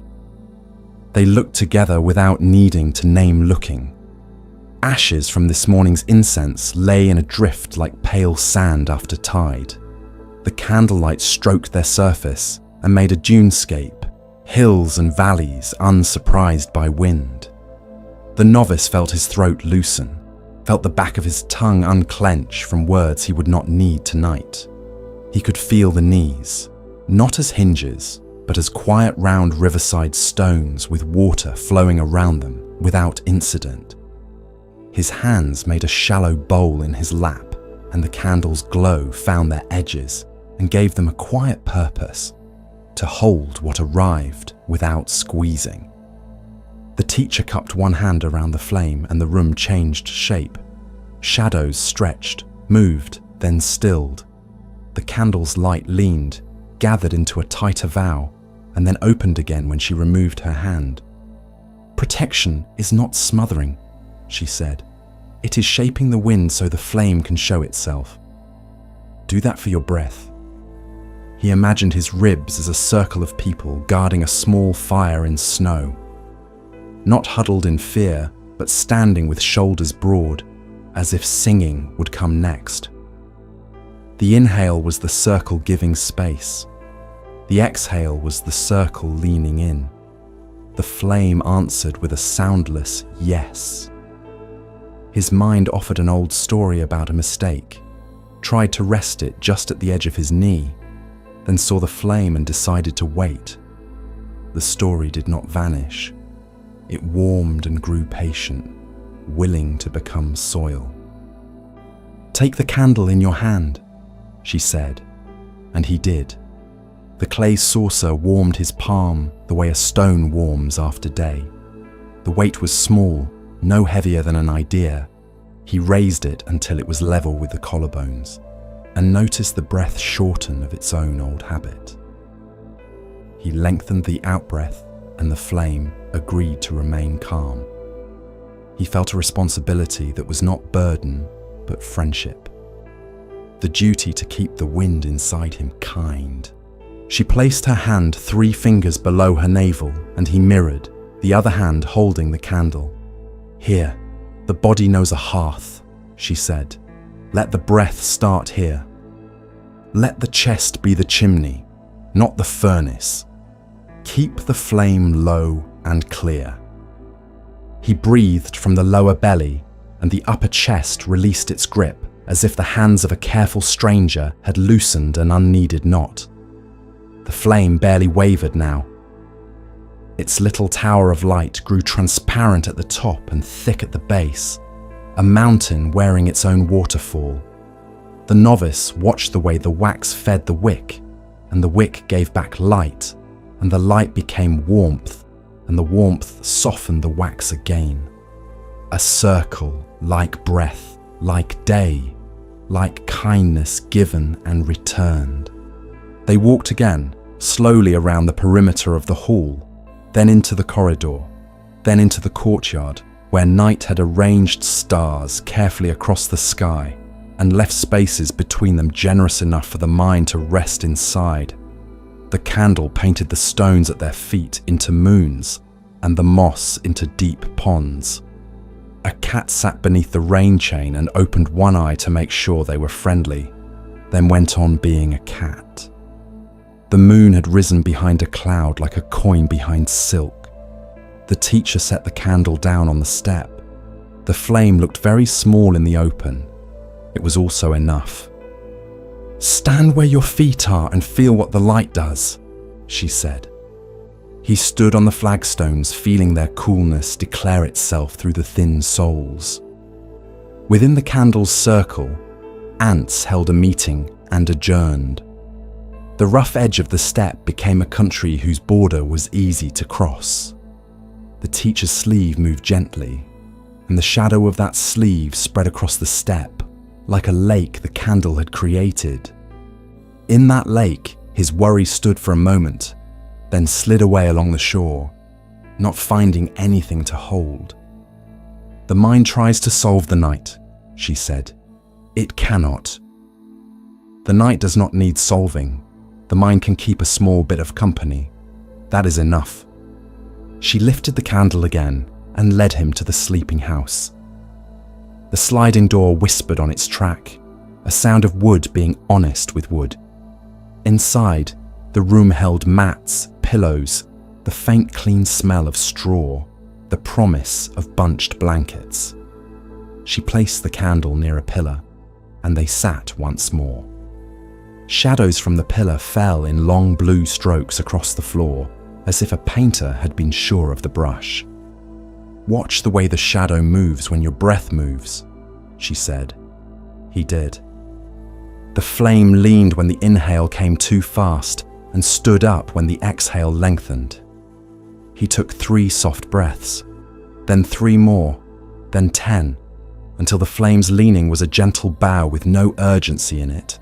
Something in him answered with the equivalent gesture, and the body's 1,000 small muscles, which throughout the day did their work of holding, released the jobs they were not needed to do anymore.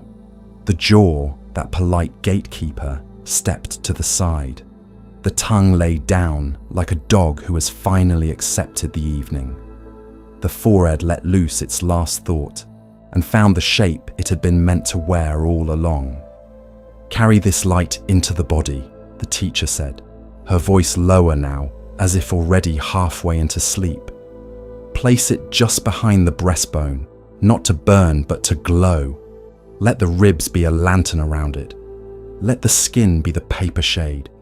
Do not try to make it bright, keep it as it is." He did not so much place as remember. The flame found its space just behind the sternum and agreed to be there. On the inhale, it brightened the smallest amount. On the exhale, it spread the smallest warmth. His shoulders widened to make room for that. His spine discovered it could be long without being a stick. The light touched the inside of his skull and made it feel like a room with windows open a thumb's width in 4 directions. "Now set the real candle down on the floor," she said. He placed it on the floor near his knee. She reached and cupped it with her hand for a breath, then with 2 hands, then lowered a small brass cap over the flame. For a heartbeat, the light pushed back, then softened, then became no light. The room did not collapse. The darkness did not roar. The warmth left a thin ribbon that did not require memory to be noticed. The afterimage of the flame printed itself on the novice's eyes, a soft orange echo that faded and returned and faded again. Inside the chest, the other flame remained where it had been invited. "The night holds the light," she said. "The light does not argue with the night. Your attention can do this too." They sat like that, 2 people and a small cap where fire had been, and the room arranged itself around breathing. The sounds of night folded closer, a bamboo joint knocking lightly to its neighbor, a mouse inventing a tunnel under the floor, the wind writing its long sentence against the outer wall and pausing often to listen.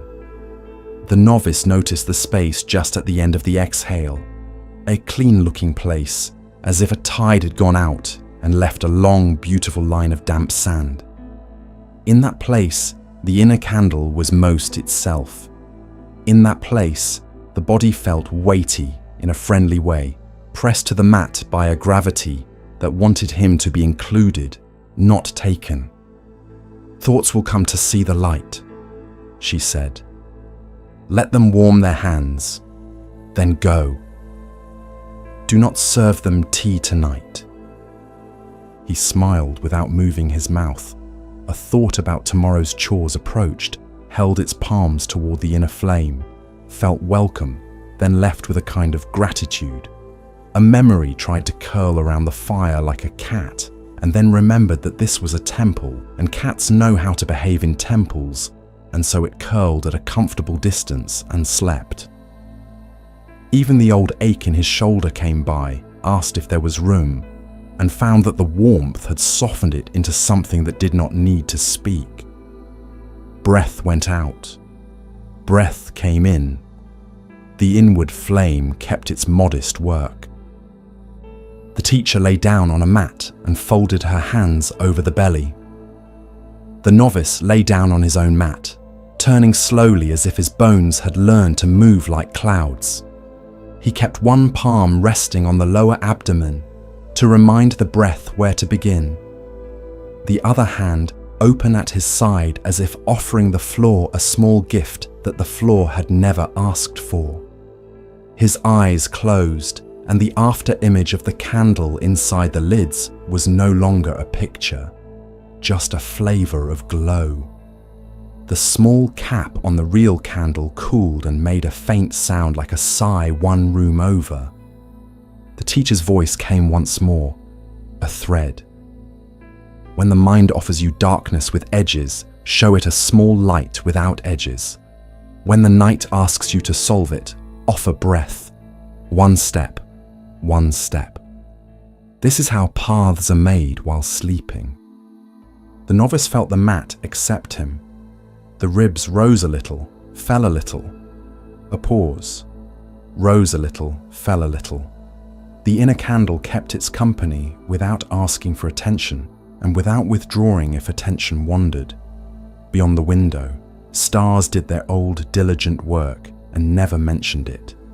The room did not change what it was. The body did not demand that it change.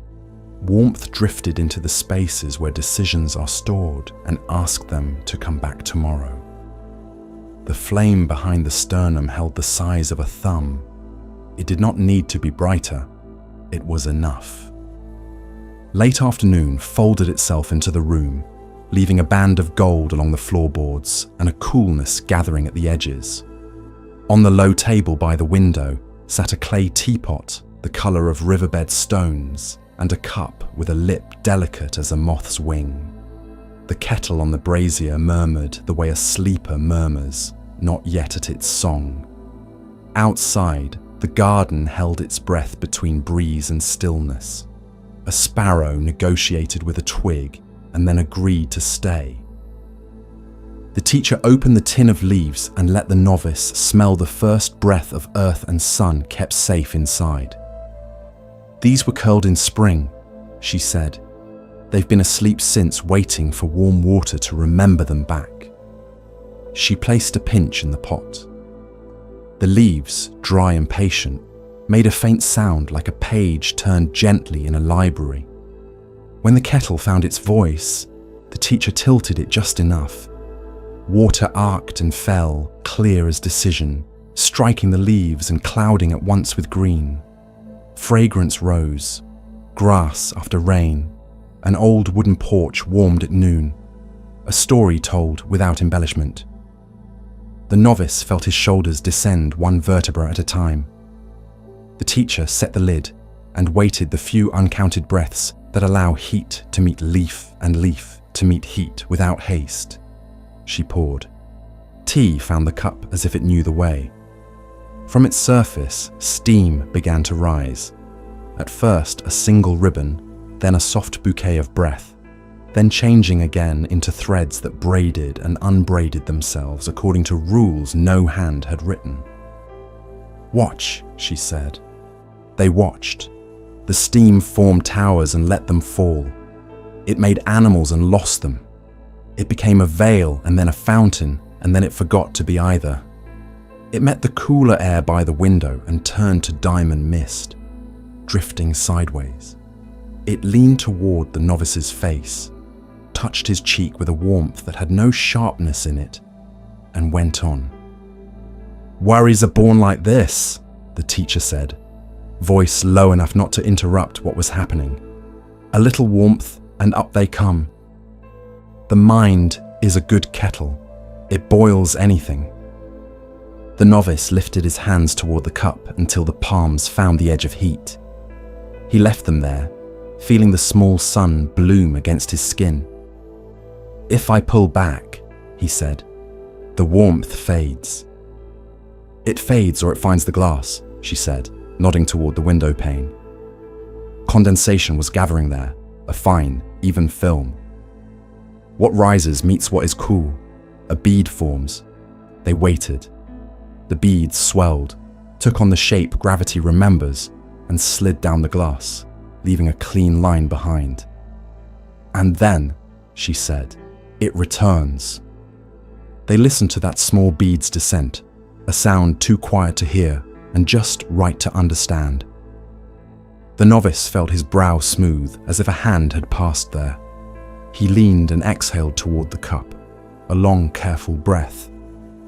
The steam wavered, bent, then settled back into its own plan.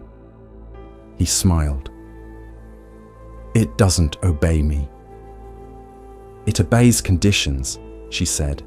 "Warmth, air, the shape of your breath, the temperature of the room.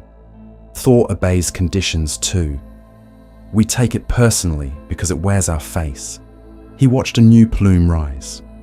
It split and rejoined, made a tiny river delta in the space just above the T. He found his own breath copying the steam's pacing without meaning to. Inhale, the plume grew. Exhale, it thinned. A rhythm emerged, rise, shape, fade. He tried putting a word to each movement and the words did not harm the steam.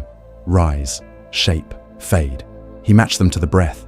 Rise, 4 counts in. Shape, 1 count resting, not forcing. Fade, 6 counts out. The out-breath lengthened of its own accord, like a road that discovers a valley and decides to stay a while. "When your mind heats," the teacher said, "you can cool the room. You can open the window a thumb's width. You can step your attention back." Here she tapped lightly the back of her skull, where it meets the neck. "See the steam from a pace away. Don't put your face in the cup." A memory wandered in, polite as a neighbor at dusk. A sentence he had spoken with an edge he had not intended. A face that had received it and quieted. The stone of that moment lodged under his ribs all afternoon. It rose now as steam does, quick, shapeless at first, then making a figure threaded with should have and next time. The novice did not blow on it. He did not sip it. He did not add fuel with second cups of thought. He watched, rise, shape, fade. The figure loosened, became a shawl of warmer air, and went where small breezes go. The teacher lifted the cup to her mouth, stopped halfway, and smiled into the steam as if greeting an old friend. She sipped. The cup set a small, round warmth in her chest, where hard days sometimes try to build winter. When the body warms, she said, mind stories rise faster. They love the updraft. One practice is to notice heat becoming thought and to say, softly, ah. The novice sipped. Tea spread along his tongue, simple and green and a little sweet at the end, the way a path widens when it nears a field. The steam climbed into his nostrils and met him from within. He pictured the steam in the nose, in the throat, moving as guests move through a house when they know they are welcome and will not stay. He pictured the lungs giving them the briefest shelter, the ribs making walls that do not imprison, the exhale showing them the door. He breathed again, slower, and the body thanked him with texture instead of words. Outside, the sun lowered until its light lay on the rim of the cup, like a coin on a pond. The steam wore the light for a heartbeat, and then gave it back.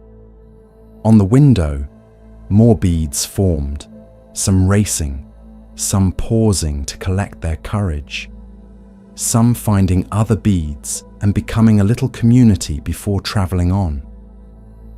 The novice watched one bead gather 3 smaller friends and thought, without sadness, of how certain worries seek company and learn their shape from it.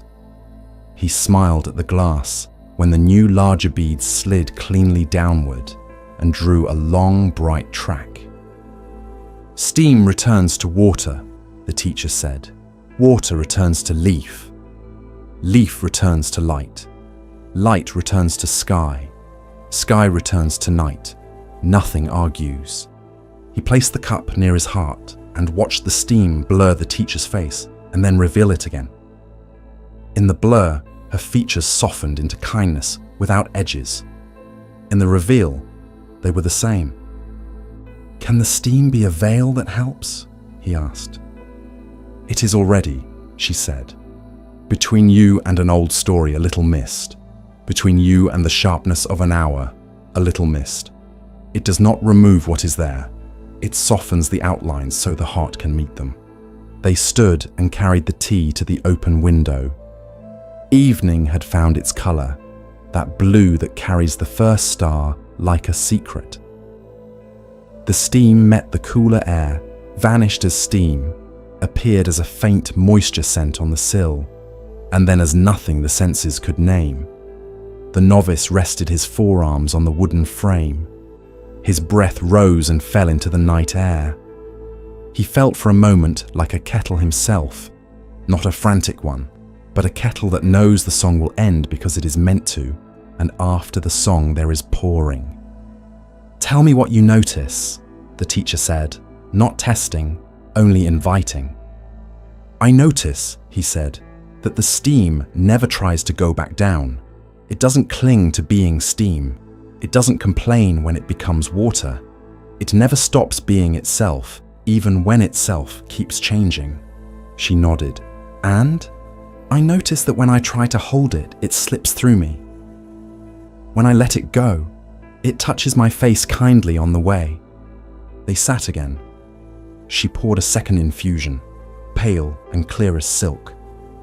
The steam rose thinner now, almost shy, content to make small gestures instead of tall speeches. "Even worries pass through seasons," she said. "The first boil is strong. Later, what rises is memory, gentler by itself. If we reboil, if we stew, then steam will find work again. You can choose to leave the kettle off." The novice thought of the times he had lifted the lid to check, had stoked the flame of anxiety with a stick of doubt, had found himself surrounded by a fog of his own making. He laughed once quietly. "I have been a very busy weather maker." "And now you can be a tea maker," she said. "Different clouds." They drank in silence. The steam continued its education, writing cursive on the air and erasing it as soon as it was read. The novice placed his attention in the space an inch above the cup and felt how sensation is a doorway that needs no key. He let the attention widen to include the warmth in his palms, the pressure at the corners of his eyes where day had collected, the soft weight of the robe on the shoulders, the gentle thrum of blood in the ears. All of it rose, shaped, faded. All of it asked for nothing he could not provide, a witness that did not interfere. On the sill, a tiny spider had strung a line from wood to wood. Steam touched it and dressed the thread with pearls. The spider came out, admired without vanity, and went back to wait for the small life that would arrive in its hour. The teacher tilted her head to see, then looked at the novice's face with the same attention. "You can let your thoughts bead and fall," she said. "You don't have to stand there wiping the glass all night." He pictured putting down the rag. He pictured the beads marking their little paths and the window being no less a window for it. The shoulders dropped another fraction. A muscle behind his heart that had been hired since childhood to hold the weather in a particular pattern let its contract lapse. Dusk became night. The first star declared itself, then a second, then a hesitating third. The teacher lit a lamp and lowered the wick so it barely broke the dark. Steam met lamplight and wore it, a tiny lantern becoming a living cloud. "Moonlight will come," she said. "Watch what it does to steam. It teaches gentleness." They waited. The moon, almost full, climbed the roofline with good manners and stepped into the window. Its silver touched the rising vapor and turned it into something holy, without needing a word like holy. Each plume became a silk ribbon, visible a little higher, a little longer, then unthreaded itself into the larger night. The novice felt the body answer, a quiet he had been chasing turning to meet him, a space in the chest lifting its own lamp. "When you cannot sleep," she said, "make a small cup.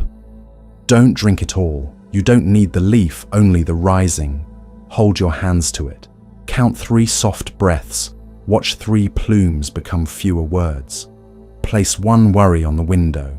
Let it bead. Let it fall. Return to bed with that scent in your hair. The body remembers. It will do the rest." He nodded. It was not agreement so much as recognition. The mind had kept lists all his life. Now the hands kept warmth. The eyes kept movement, the breath kept time. The lists set themselves down. For a while longer they remained, doing the kind of nothing that repairs everything. The teacher spoke of the kettle's song, the way it rises, trembles at the lip of boiling, then calls you again and again until you answer. "When you hear your mind's call," she said, "you need not run. Walk. Turn the flame lower, lift the lid and let some heat out. You do not have to empty the pot to quiet it." He tried this inside. He imagined the lid of his attention lifting, steam escaping in a friendly plume, pressure easing without drama. The next inhale arrived without being fetched. The next exhale wandered longer than he thought it would, and ended in a comfortable, unremarkable silence. In that silence, the steam's forms became both clearer and less urgent. A mountain, a hand, a small animal, a hill of letters, then only movement. When the last pour left the pot, the steam thinned to a thread and then to a suggestion. and then to the memory of warmth kissing air. The teacher held the pot upside down, let the final drop find the cup, and set the pot on its side to cool. "Enough," she said, not as a command, as a blessing. The novice felt the same word settle into his bones. He rinsed the cups. Warm water met warm clay. A soft smell rose again, then drifted into the wood of the room and chose to live there. He set the cups on the rack to dry and listened to the tiny ticking sound of cooling pottery. The window had stopped weeping. Trails shone silver where beads had passed. On the other side of the glass, the garden accepted the moon the way a river accepts a bridge. He carried the kettle back to the brazier and banked the charcoal. The room sighed in relief, or perhaps that was his chest. The teacher blew out the lamp with the smallest breath. The wick gave a last amber bead and then became only wick. In the dark, the scent of tea stayed, a ribbon in the air. The novice's hands remembered the warmth even after the source had gone. He understood that this too is steam, the feeling that remains for a while and fades without needing to be forced. They stood. The boards underfoot spoke once, a small complaint that was more greeting. The teacher slid the door and night met them with its unarguable hug. Somewhere a late breeze found the open window and lifted the thin curtain. It rose, shaped, faded. The novice smiled into the dark that was not empty. He could feel the room within the room where breath moves and thoughts visit and leave. He let one rise. He watched it make itself. He watched it let itself go. He walked with the teacher through the gentle house, carrying a warmth that made nothing heavy and gave everything its own place to rest. Evening folded the village the way a mother folds a blanket, corners neat, warmth tucked in. Doors closed with the soft kinds of sounds wood makes when it is glad to have been used all day. The baker brushed flour from his sleeves and banked the last embers until they glowed like small, content animals. A loom in a front room received its cloth and a cover over its patient threads. A lantern by the well took one more breath and lowered its flame as if clearing the throat before sleep. Dogs turned in slow circles and found the exact middle of their circles to become small moons on mats. Along the lane, a child walked with her grandmother. A bowl of stars was overturning itself into the dark, careful not to spill too fast. Windows went from yellow to amber to memory. "Where do all the sounds go at night?" the child asked, and the old woman squeezed the small hand. "They fold themselves," she said, "like cranes resting their wings. They hang from hooks in the air until morning. Then they remember their songs." They stood by the river, which had learned to whisper. The day's chatter slid under the bridge and forgot to echo. Even the frogs, buskers by trade, kept it to a low rehearsal. "Listen," the grandmother said. "The village is not gone. It is at ease." The child listened and heard small things bowing, spoons stacking themselves so that handles line up, a broom leaning into corner and accepting the wall's shoulder, a chair remembering how to be only wood. She heard the absence of hurry and learned its shape. Houses breathed. You could see it if you watched the curtains, the tiny rise and fall from drafts that are not cold, but simply air returning to its rounds. Somewhere a kettle had been forgotten on a low flame and made a single syllable. A promise that it would rest soon. A cat found the fence post that fit exactly beneath its spine and grew taller without moving. The old woman led the child to the little hill behind their home, where grass kept the day's warmth and released it politely. They lay on their backs and counted to some number larger than 10, but smaller than sleep. "You can put things away now," the grandmother murmured, "the way the shops do." The child tried it. She closed the shutters of her eyes and still let a bit of light in between the slats. She turned the sign in her ears from open to "We're here if needed." Her hands put down the small, invisible tools they had carried all day: string, a favourite stone, a wooden soldier missing an arm, and placed them on a shelf that always has room. Down the lane, the smith wiped his anvil and set the hammerhead on cloth. The creak of the temple gate sang its evening note and fell still. Chickens gave two last indecisive comments and decided to be spheres of feather. On the edge of the fields, water took on the sky's colour without being asked. The field edges themselves, lines that love to measure, relaxed and let the dark round them a little. Inside one house, a mother hummed only the first line of a lullaby. The rest was carried by breath alone. In another, a ledger closed with the soft thump of a day that has been counted and forgiven. A boy put his ear to the table and heard nothing, which was the sound he wanted. The oldest resident of the village, who was mostly bones and stories now, set her cup down and watched steam become not steam with an expert's delight. "Everything learns to rest," she said to no one, "which is how you talk to the night." A wind came that was more suggestion than wind, and all the prayer flags along the temple wall thought about moving. One of them did, a little, long enough to remind itself what blue looks like when it travels. Crickets tested their instruments, decided the pitch was right, and played so quietly it felt like the ground humming. The moon made a path over the roofs, each tile remembering the day's heat and letting it go in a slow litany. If you were to walk the alleys now, you'd meet shutters that blinked once and forgot to open again. You'd pass by the mill where stones that have spun since your grandfather's grandfather once had soft faces cooled their cheeks. You'd hear water deciding which side of a rock it liked best. You would find that the village had not gone silent at all. It had tuned itself to one note, and that note was low and kind. The child beside her grandmother opened her hand and a day fell out. 3 pebbles, a hurt from a word that did not mean to hurt, a thrill from climbing where climbing was not allowed, the smell of soup, the fear that morning would not come back.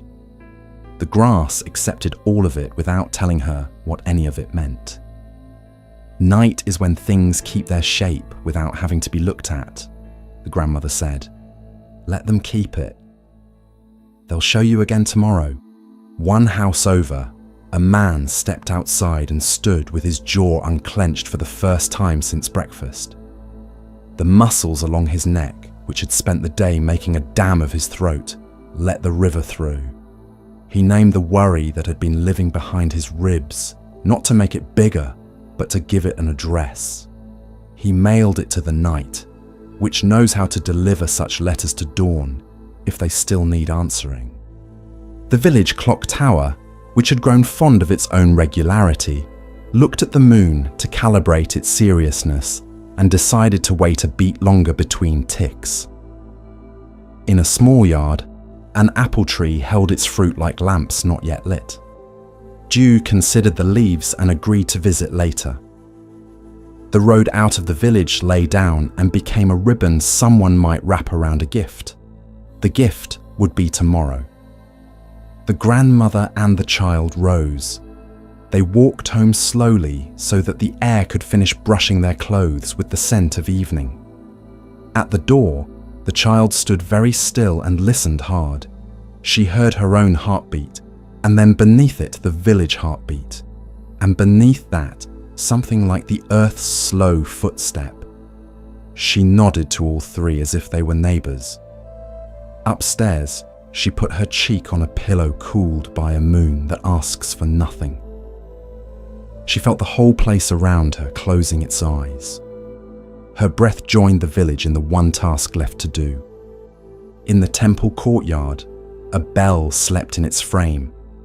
It was cast long ago, the bronze poured from a mouth that had learned to speak both metal and air. Around its shoulder, faint script ran like the river it had heard for years, words rubbed smooth by weather and reverence. It did not ring for itself. It did not ask to be struck. It waited, and waiting had made it wise.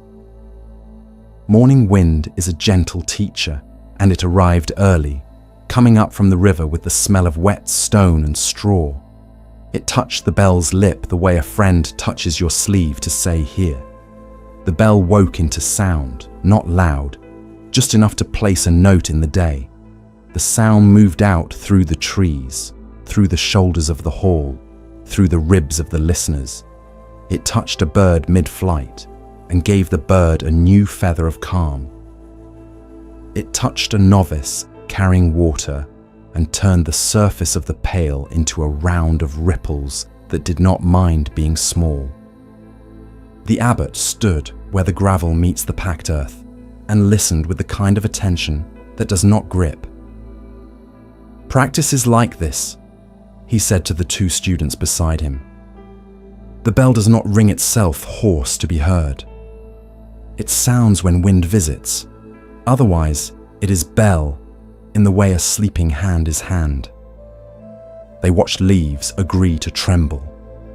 They watched the rope tied to the bell's ear stir and then compose itself. When the wind rested, the bell returned to a patient roundness no less true than its note. The students tried to name that silence and failed. And failing was a relief because nothing was asked of them except to stand. Later in the day, when sun warmed the courtyard stones and the bell grew warm enough to smell faintly of rain remembered from last year, the abbot brought them back with a bowl of water. He set the bowl near the bell and tapped its side with a stick as thin as a sparrow's leg. A tremble ran through the water's skin. Rings moved outward. The surface performed its small halo, then forgot. "The ring's work is to go everywhere," he said. "Your job is not to stop it or stretch it, only to let your body be lake enough." A breeze came again. Not announcement, only presence. It lifted the rope. The bell gave a quiet syllable. The water wrote it down. The rings widened. The students felt the note in the bowl and in their own bowls, sitting just below the breastbone. The abbot watched their shoulders and, seeing them soften, stood quietly because the right thing had happened. He told them the bell's story, the ore from the mountain, the melting, the mold painted again and again with slurry, the waiting for the metal to cool so slow it forgot its fiery impatience and learned patience instead. "Then we hung it here," he said, "not to make noise every hour, but to be ready." Readiness is most of practice. He taught them how to stand beside the bell so they could hear their breath more clearly. Feet shoulder width, knees with a little kindness in them. Spine rising because the earth likes to lift us if we let it. Hands quiet. "Let the wind ring you," he said. "Breathe in and feel the note strike. Breathe out and feel the note travel. Between breaths, the sound lives in the body even after it fades in the air." They tried. Inhale. The bell's tone poured across their collarbones like warm water. Exhale. It ran down the arms, across the belly, into the legs. Another inhale. There was no new note now, but the memory of it made the next breath generous. The abbot smiled without showing teeth. "Some days, there is no wind," he said. "Then your breath is the wind. Some days, there is only wind in the mind. Then you place a bell inside and let it sound only when called." A cart clattered past the gate. "Bell," the abbot said. A dog barked, half-hearted, 3 times. "Bell." A cuckoo called from beyond the wall, late to its own schedule. "Bell." The students looked puzzled. The abbot tipped his head toward the world. We are not here to mute what happens. We are here to hear it as signal instead of trouble. In the afternoon, the heat thickened. People slow walked in the lane. The bell drowsed. The students sat under the eaves and counted 10 breaths, then 10 more. Not as a contest, but as a way to tie themselves to the day. A memory arrived in one of them, carrying the weight of yesterday's impatience.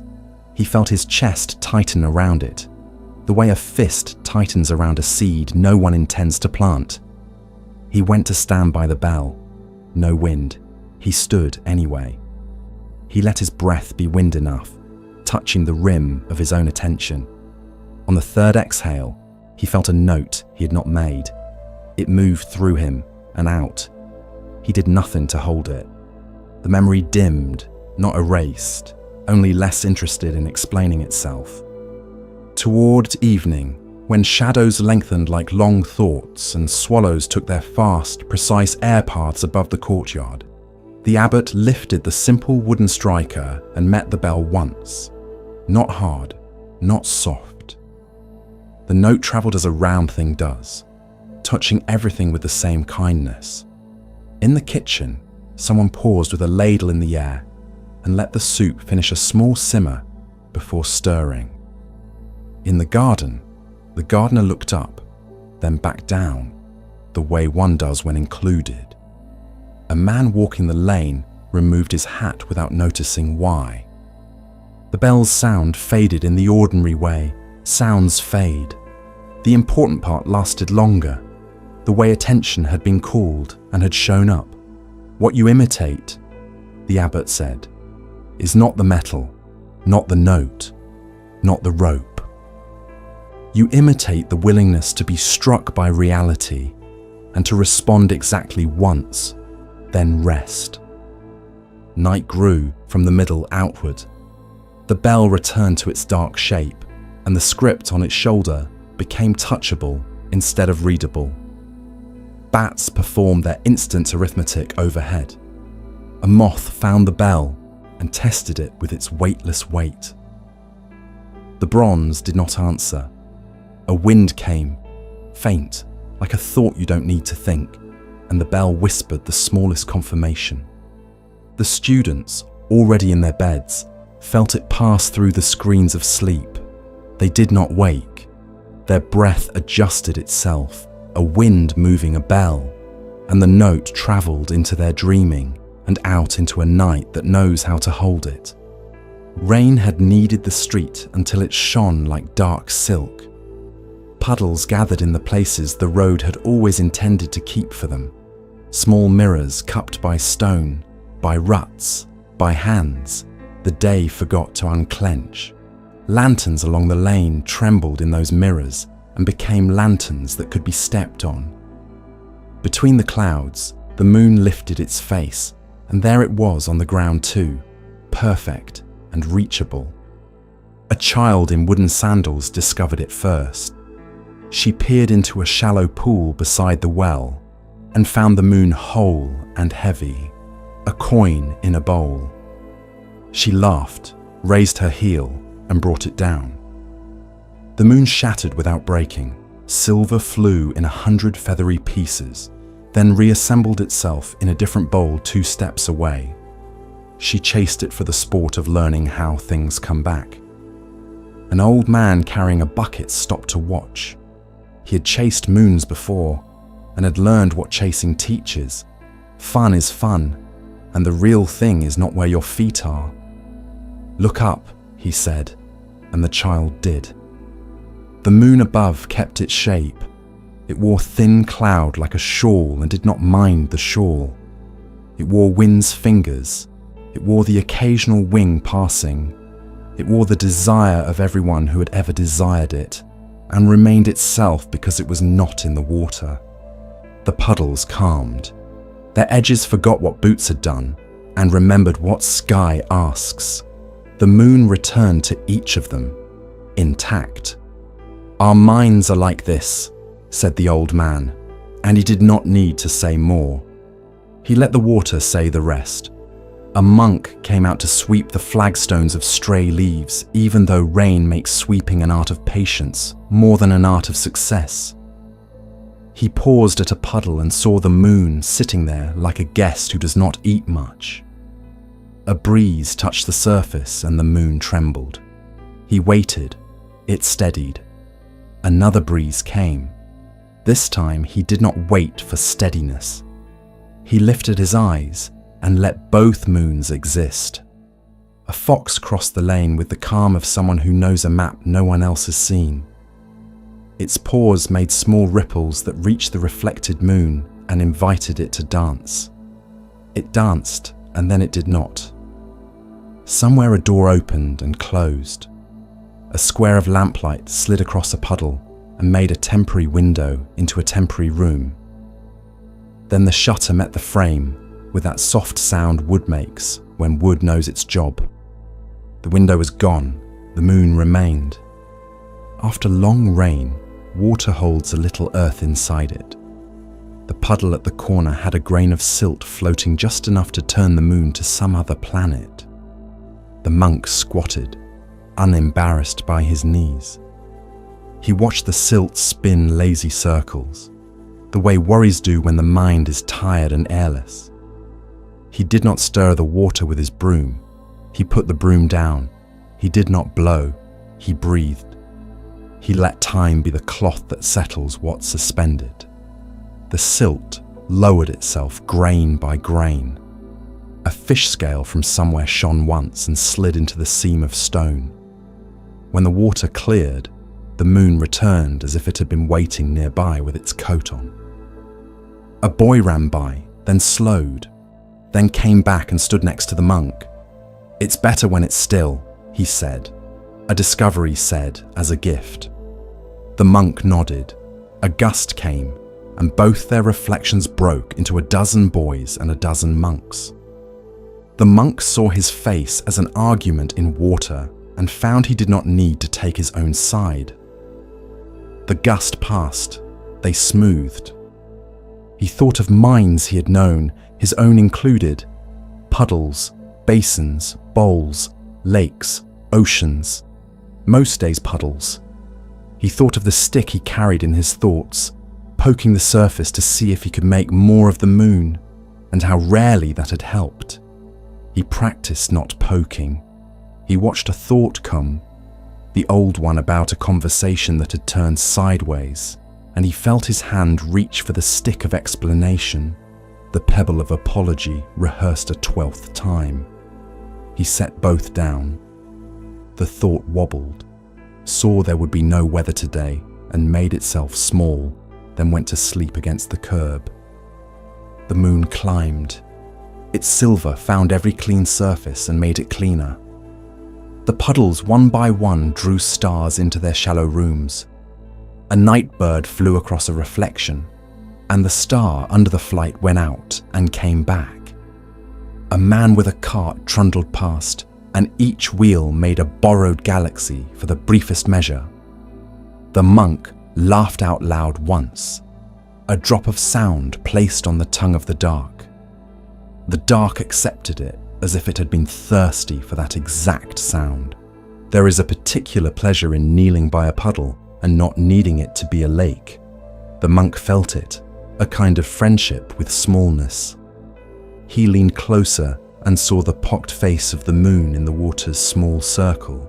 He could count 3 craters and guess at a 4th.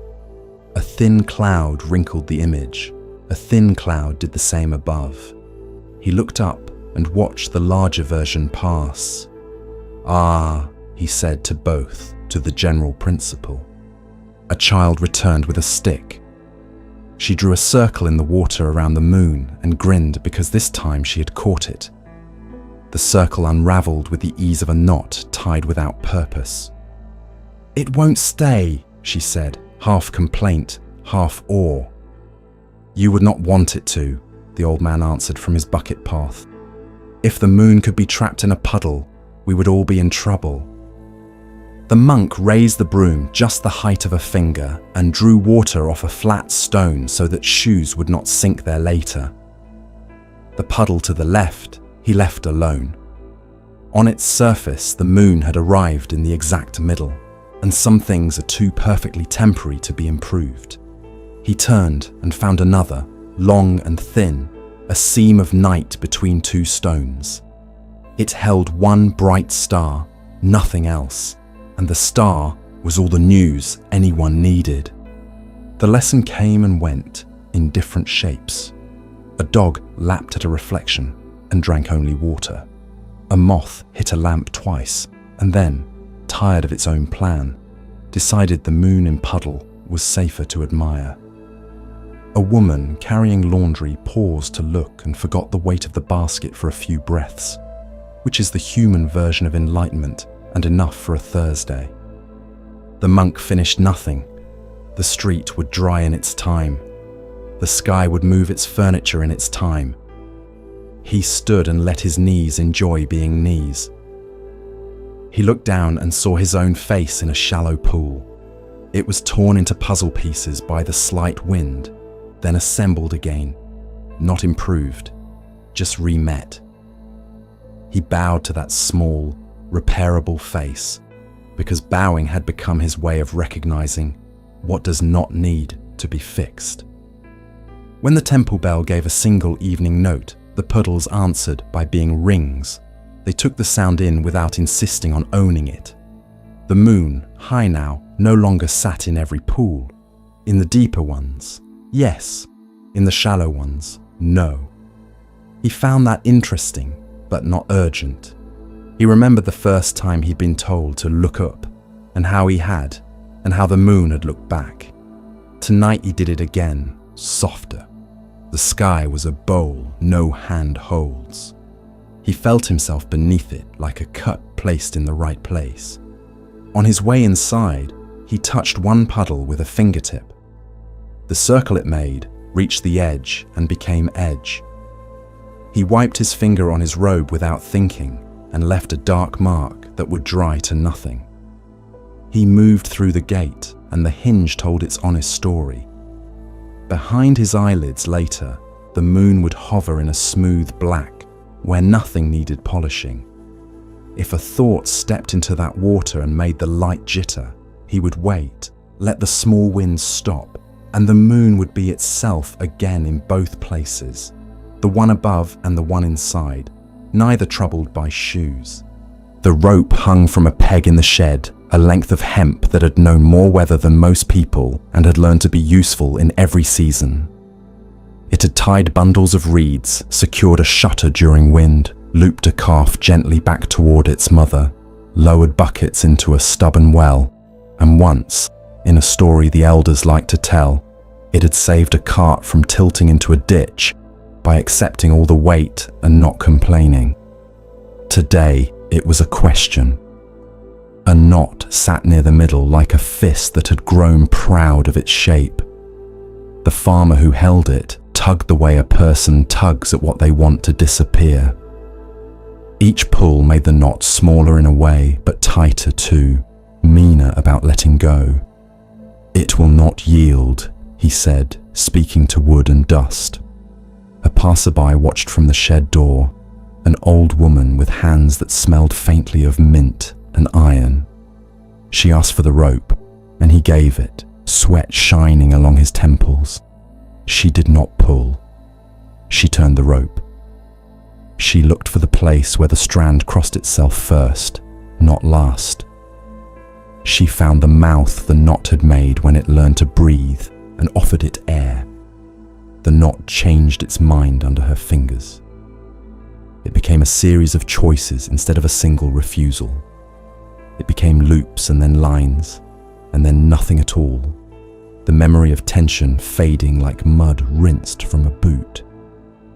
"Sometimes," she said, handing the rope back, "the way forward is a small turn." He stood there feeling silly and relieved, which is the human way of admiring an easy truth. Later, in his bed, when his thoughts tangled in the hour when walls listen, he remembered the rope and turned the mind a little. No tug, just a rotation, so that breath could find the first crossing and widen it. The thought loosened the way the knot had, because even thoughts prefer a door to a hammer. He slept with the feeling of hemp in clean palms, the peg on the shed rail, the good weight of something ready to be useful again. A sparrow owned the garden wall the way a small song owns a morning. It fussed along the top, counting invisible tasks with quick feet and quicker head turns.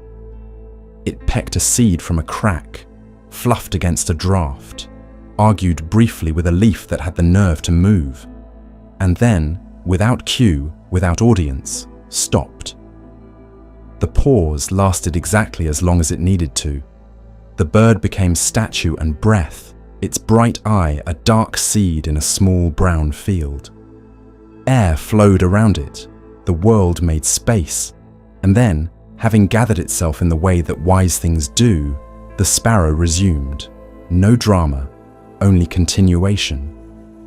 The gardener, on his knees with dirt in the half-moons of his nails, saw the stillness and smiled.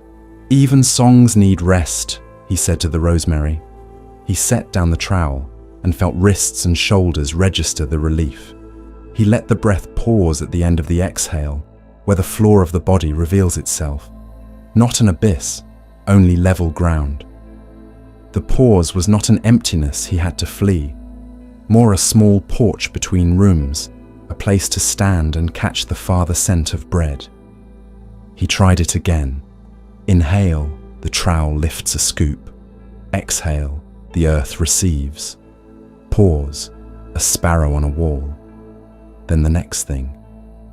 The mind, which loves to tie new rope around old worries, found less to grip when it arrived to tie during a pause, as if fingers had turned to feathers and could not make a knot even if they wanted to.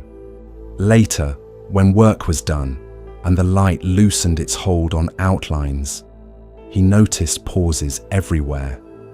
In the river's talk when it swallowed, in the bell's after sound when it forgot to be sound and preferred to be bronze, in his wife's laughter, when it opened at the top like a window to invite more air. He took these as instruction. Between steps, the foot rested on air. Between thoughts, the mind rested on nothing and preferred it. Even when a grief flew low over the field of his chest, a migratory thing, familiar as winter, he offered it the perch of a pause. It rested, and in resting became shape, and in shape became possible to carry a little while without tearing anything. The stonecutter's hammer rang the way rain rings on a tin roof. Sure, patient, more about rhythm than hurry. He cut lintels for doorways that would remember him without needing to say his name. He slept under a roof he had not built and ate the soup that could be counted on. And yet a heat lived under his sternum that soup could not cool. He had watched the merchant pass, moving like a boat with many oars. How the man's sleeves were silk that made its own breeze. How he could buy more soup without counting. The stonecutter wished, the way a man does who thinks wishing is a door. If I were the merchant. Morning arrived and the village said yes in the way that villages do to certain spells. He woke among ledgers and servants and the strange, floaty feeling of not carrying anything heavy with his own hands. It lasted a season. Then he could not ignore the prince, his carriage like a moving house, guards thick as forest trunks. The stonecutter wished again, and the world kept playing along. He became the prince, learned how power tastes, salty, addictive, making more thirst than it quenches. He was carried everywhere and found that being carried is not walking, and that walking is the honest way to measure a day. The sun laid its hand on his face one afternoon, and he thought, as any prince must, that the sun is the prince of princes. He wished. He burned. He poured himself over fields and roofs, the world bright because of him, and also making shade without asking him to. He loved himself, which was its own problem. A cloud came, easy, unbothered. wearing the casual authority of a thing that has learned to float. It crossed him, and the earth thanked the cloud in 1,000 green tongues. The sun envied the cloud and wished again, and the cloud life was perfect until it wasn't. Until a mountain collected him by simply existing, forcing him to gather and cool and kneel, forced to become rain where he had wanted only to be free. He wished mountain and became mountain. This was almost it. Stillness with a view. Birds made homes in his hair. Goats left their hoof-letter poems on his slopes. He kept the weather the way a father keeps letters. Nearby, reread, never quite finished. Then one morning, a sharp, punctual ache arrived. The stonecutter, his old life's echo, standing at his belly with a tool and a plan. Chip, chip, chip. Time is nothing if not thorough. The mountain wished, and the village, tired and amused, finally gave him the mercy he had not thought to ask for. He woke back in his own skin, with the hammer warm in his palm and soup convincing in its simplicity. The heat under his sternum had become a hearth instead of a fever. He laughed into his sleeve because he understood that he had loved every life without being strong enough to admit it. He lifted his hammer, and the sound it made on stone was the right sound, the kind that writes your name on the air and then erases it kindly. Every morning, the teacher chose the chipped cup from the shelf, ignoring the one that had survived fashion and the one that had earned the right to be precious. The chip looked like a small moon along the rim, a place where clay had remembered that it was earth and had gone home a little sooner than planned. Why this one? A student had asked the first time, years ago. Eyes at that age, hungry to understand what is true so they can hold it hard enough to make it squeak. Because I know it will break, the teacher said, not as a threat, as an arrangement. In her hands today, the cup was warm with a tea that had borrowed the taste of the hillside and the memory of the hands that plucked it.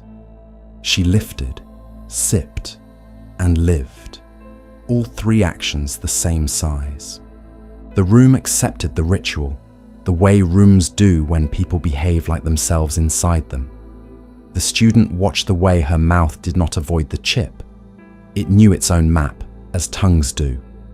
He tried his own cup, whole, proud, and found that anticipating its loss made each swallow a tiny holiday. He did not clutch, he cradled. The light settled on the glaze and made a long day out of 1 second.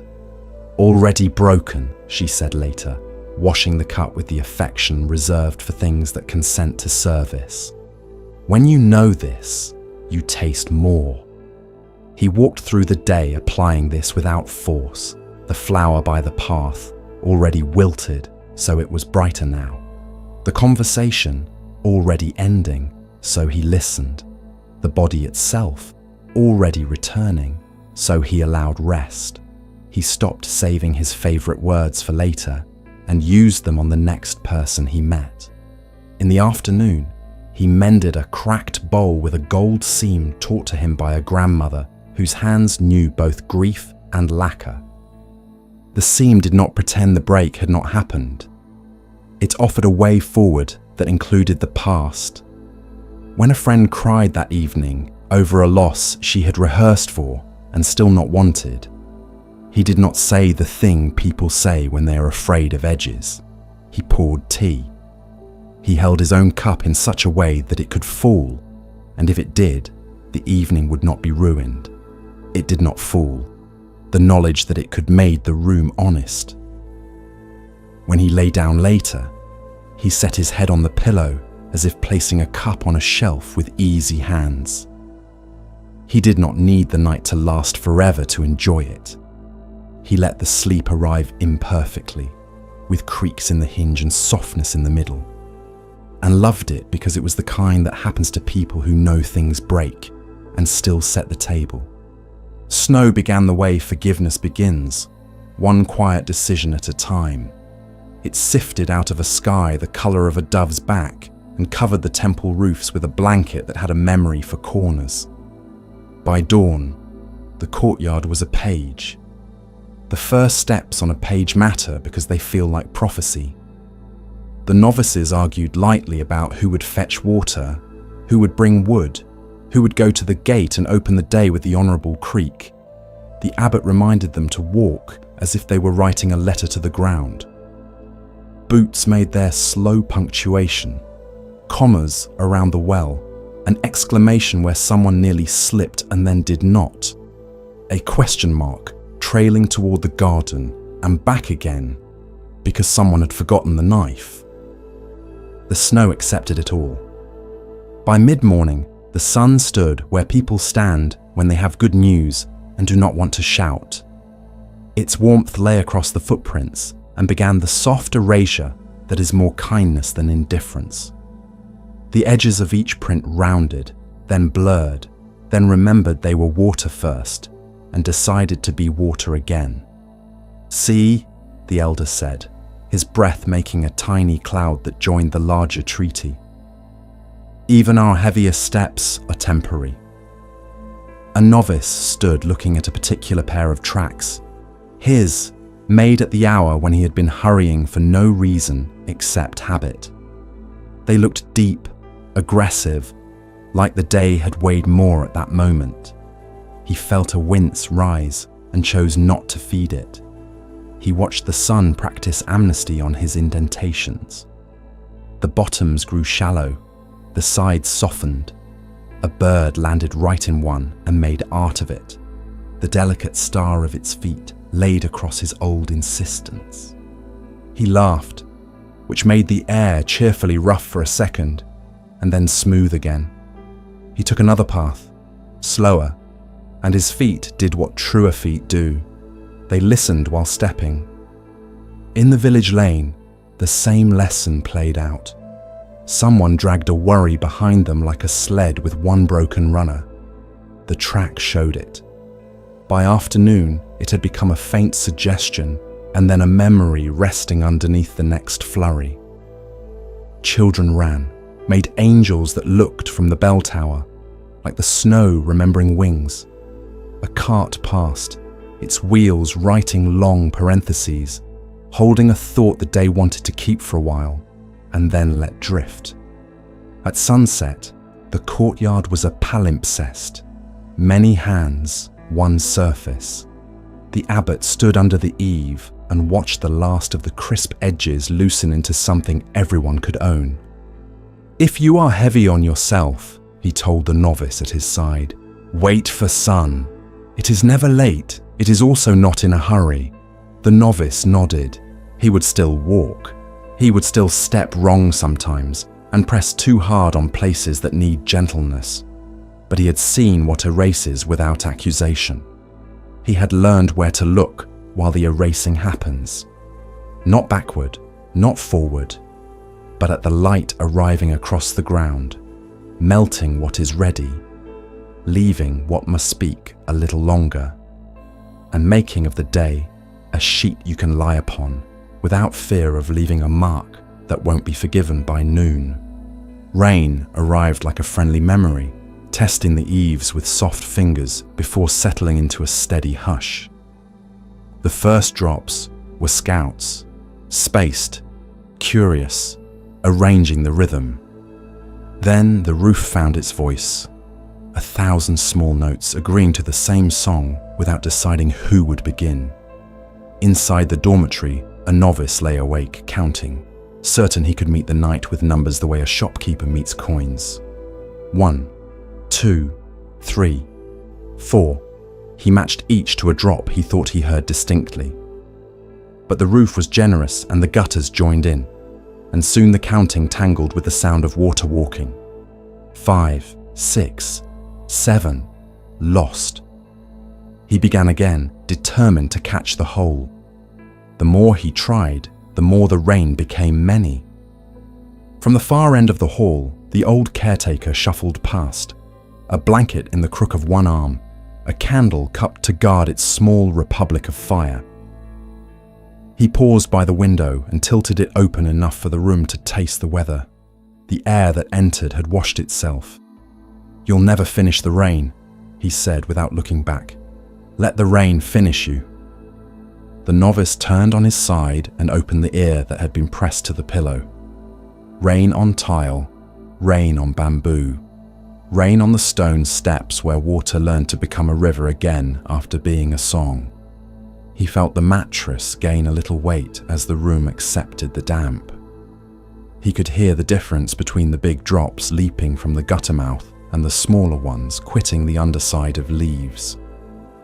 He let the body organize sound by proximity. Near, drums soft against the roof. Middle, strings along the rain chain. Far, the river's low, continuous bow. He divided the breath like that too. Near, cool at the nostrils on the inhale. Middle, chest rounding gently. Far, belly lifting a finger's width and falling a finger's width. There was nothing to count now, only to attend.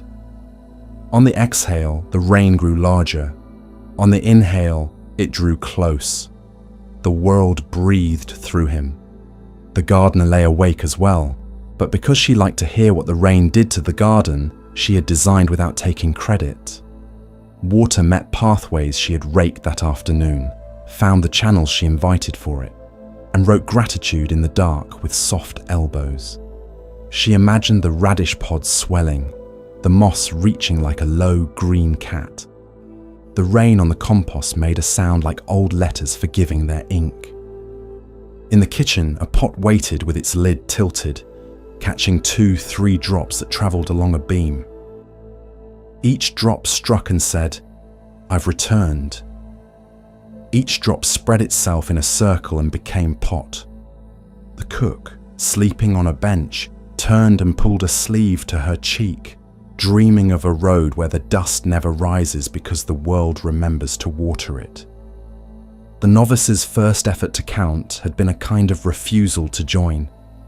Now he joined by forgetting to refuse. His breath let go of its corners. The neck muscles that had stood like stubborn hills dissolved into plains. The eyes found the inside of the lids interesting enough to stay. He let the rain be the metronome. In, roof, out, gutter, pause, river. The pause had been a place of worry before. Now it was a clean doorstep before the next visitor arrives, swept, friendly. A louder handful of drops came with laughter from the eave over the doorway. Somewhere a clog broke free in the downspout, and a stream found its way to ground with a showy new confidence.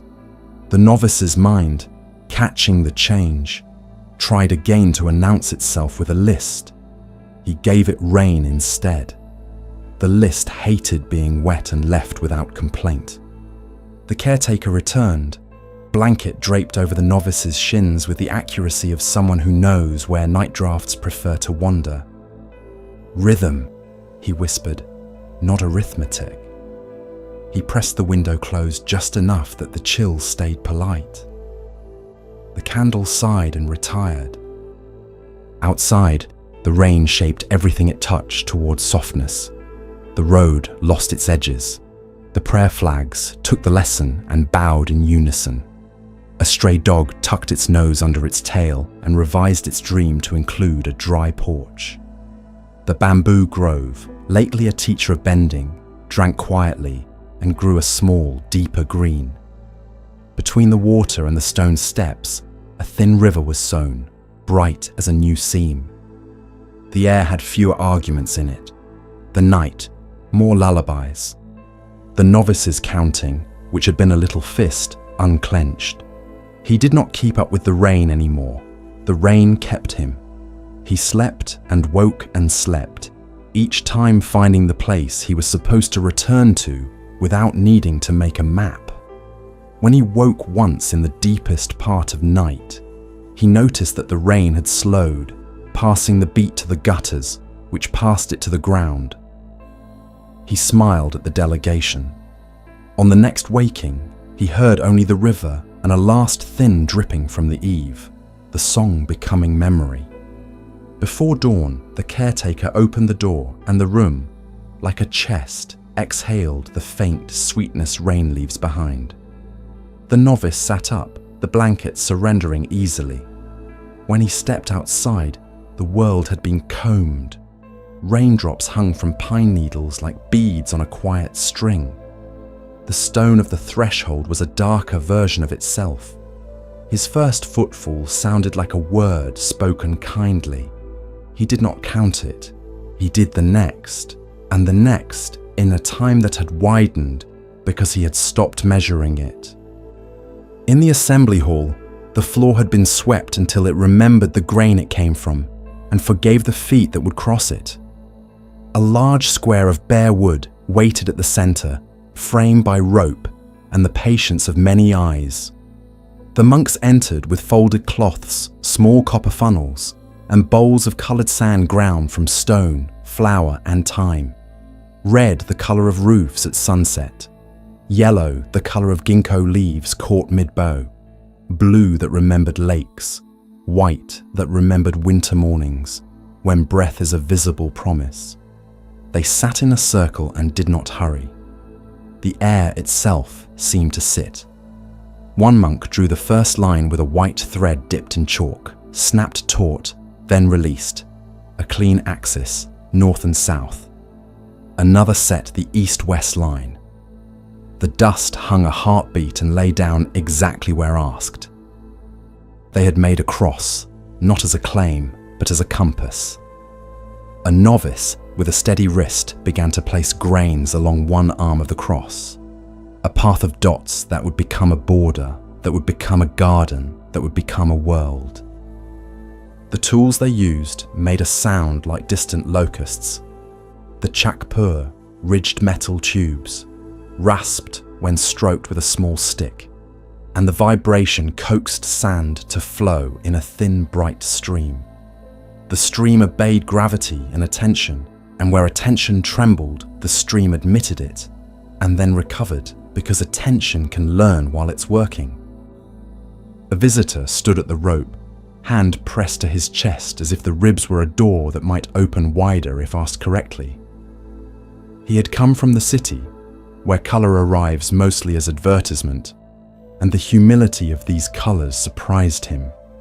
He watched a line become a petal and the petal become a lotus that did not need water to be convincing. He watched as green met blue at a boundary, and then both were dusted with gold. The way late afternoon dusts a room with excuse, and everyone forgives each other faster. The monks breathed. They placed sand, and they breathed. A cough happened and was included. A sneeze happened and was blessed. The door slid open and closed. Wind joined the circle and left a single red grain 1 hair's width to the left of intention. No one corrected it. The red looked pleased to be unique. A child came with her mother and was given a small cushion and a large task: quiet. She gave the best quiet she had, which was not perfect, and perfect was not required. Her eyes tracked the thin sand rivers, as if fish might follow. She saw shapes before they were finished, and felt the world was telling her a secret in a language she already loved. By noon, the first ring had been finished. It showed a fence of tiny triangles, a city of roofs where no one would get wet. The next ring began, furred with leaves, and while one monk suggested jungle, another suggested orchard. Both were correct and neither necessary. A short monk who laughed easily fashioned a set of gates, symmetrical to the eye and charmingly different to the hand. At the north gate, he placed a single white grain too large, a failure if measured, a star if seen. He let it be star. Afternoon stretched, hands numbed, then warmed, shoulders requested and received a kinder posture. A pot of tea arrived, and cups moved among them, held like little lakes that briefly borrowed reflections of faces concentrating. The city man accepted a cup and felt it bless the space beneath his sternum that had been stiff all week. He thought, I could stay here forever. He recognized the trap of that thought and smiled at his own novice heart. The abbot entered near evening and did nothing except become part of the circle. The presence of someone who has learned to be a bell without ringing altered the weather of the room. The rasp of the chak pur grew softer, as if shyness were a form of reverence. The abbot picked up a funnel and laid a stream of sky between two mountains of red. His wrist did what years had taught it. He stopped as soon as the stream knew itself, before it could brag and pass the tool on. "Tomorrow," he said quietly to the visitor, who had not realized he'd been invited to be spoken to, "we will return it." "Return it? To the river?" The visitor looked at the growing garden, grief rising in him in that quick way that grief rides beauty's back. "But you've only just..." He did not finish because finishing had no place here. A murmur ran through the hall when the last ring reached the place where it began and met itself without argument. The pattern, seen whole, stole a breath from each chest and then gave it back richer. Colours sat where they belonged, and also where they were surprised to find themselves. Empty spaces looked full, and full spaces looked light. It was all here: roofs and fields, winds and hands, the long road, the still pond, the gates open, the gates open, the gates open. They slept. Morning light passed through paper doors and found the mandala at once new and already fading. Dust motes had made negotiations overnight, and the pale gold had agreed to be everywhere at once rather than in one place brightly. The monks sat around it again, not to add, but to see. Seeing was part of making. The visitor arrived early and felt ashamed of his longing to protect the pattern from what was about to happen. The ceremony began without announcement. A monk with hair like clean straw lifted a branch of pine and laid a green scent over the square. Another offered a thin line of incense. The smoke went straight up for a polite moment and then wandered toward the abbot as if choosing a friend. The abbot picked up a small brush and touched the center of the mandala. He drew the first line across it, firm, diagonal, a bridge of absence. A collective breath, a soft catching, then a release, like fabric being folded properly by people who love the cloth. 2 by 2, they drew more lines. Petals became color without outline. Gates became suggestions of gates, then fine drifts. The visitor watched his grief transform into participation. He could feel the part of himself that organizes against loss recognize the river's wider plan. The child's mouth made an O, then a smile. She passed a palm through the air over the sand without touching, and then patted her own chest as if to say, "I'm still here, so it's all right." When the pattern had become a mountain of soft color, they took up wooden scoops and gathered the sand as if lifting a sleeping animal. It poured into a cloth that had carried such gifts before. The colors that had kept their boundaries now mixed. A humility of hue, a generosity of letting themselves be others. The cloth was tied, and the bundle was given to the monk whose young back had proven steady yesterday. He accepted it as if receiving a child, all right weight and right attention. They processed to the river, which had learned the names of all their feet. Villagers fell in behind, quiet by agreement. The visitor walked with them, having no other choice he wanted to make. At the bank, willows combed the water with accurate hands.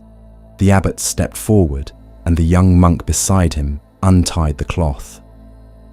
Their eyes met. Both were smiling, not big, only true. The first pinch of sand left the abbot's hand and touched the water with the modesty of a good guest. It spread instantly, a cloud that became river faster than a sentence becomes silence. Hands followed, monks, then villagers, then the child, then the visitor at last, who had not known his hands knew how to do this. He tipped the cloth. A little colour fell, and in falling became home. The river took everything as rivers do, without keeping, without wasting.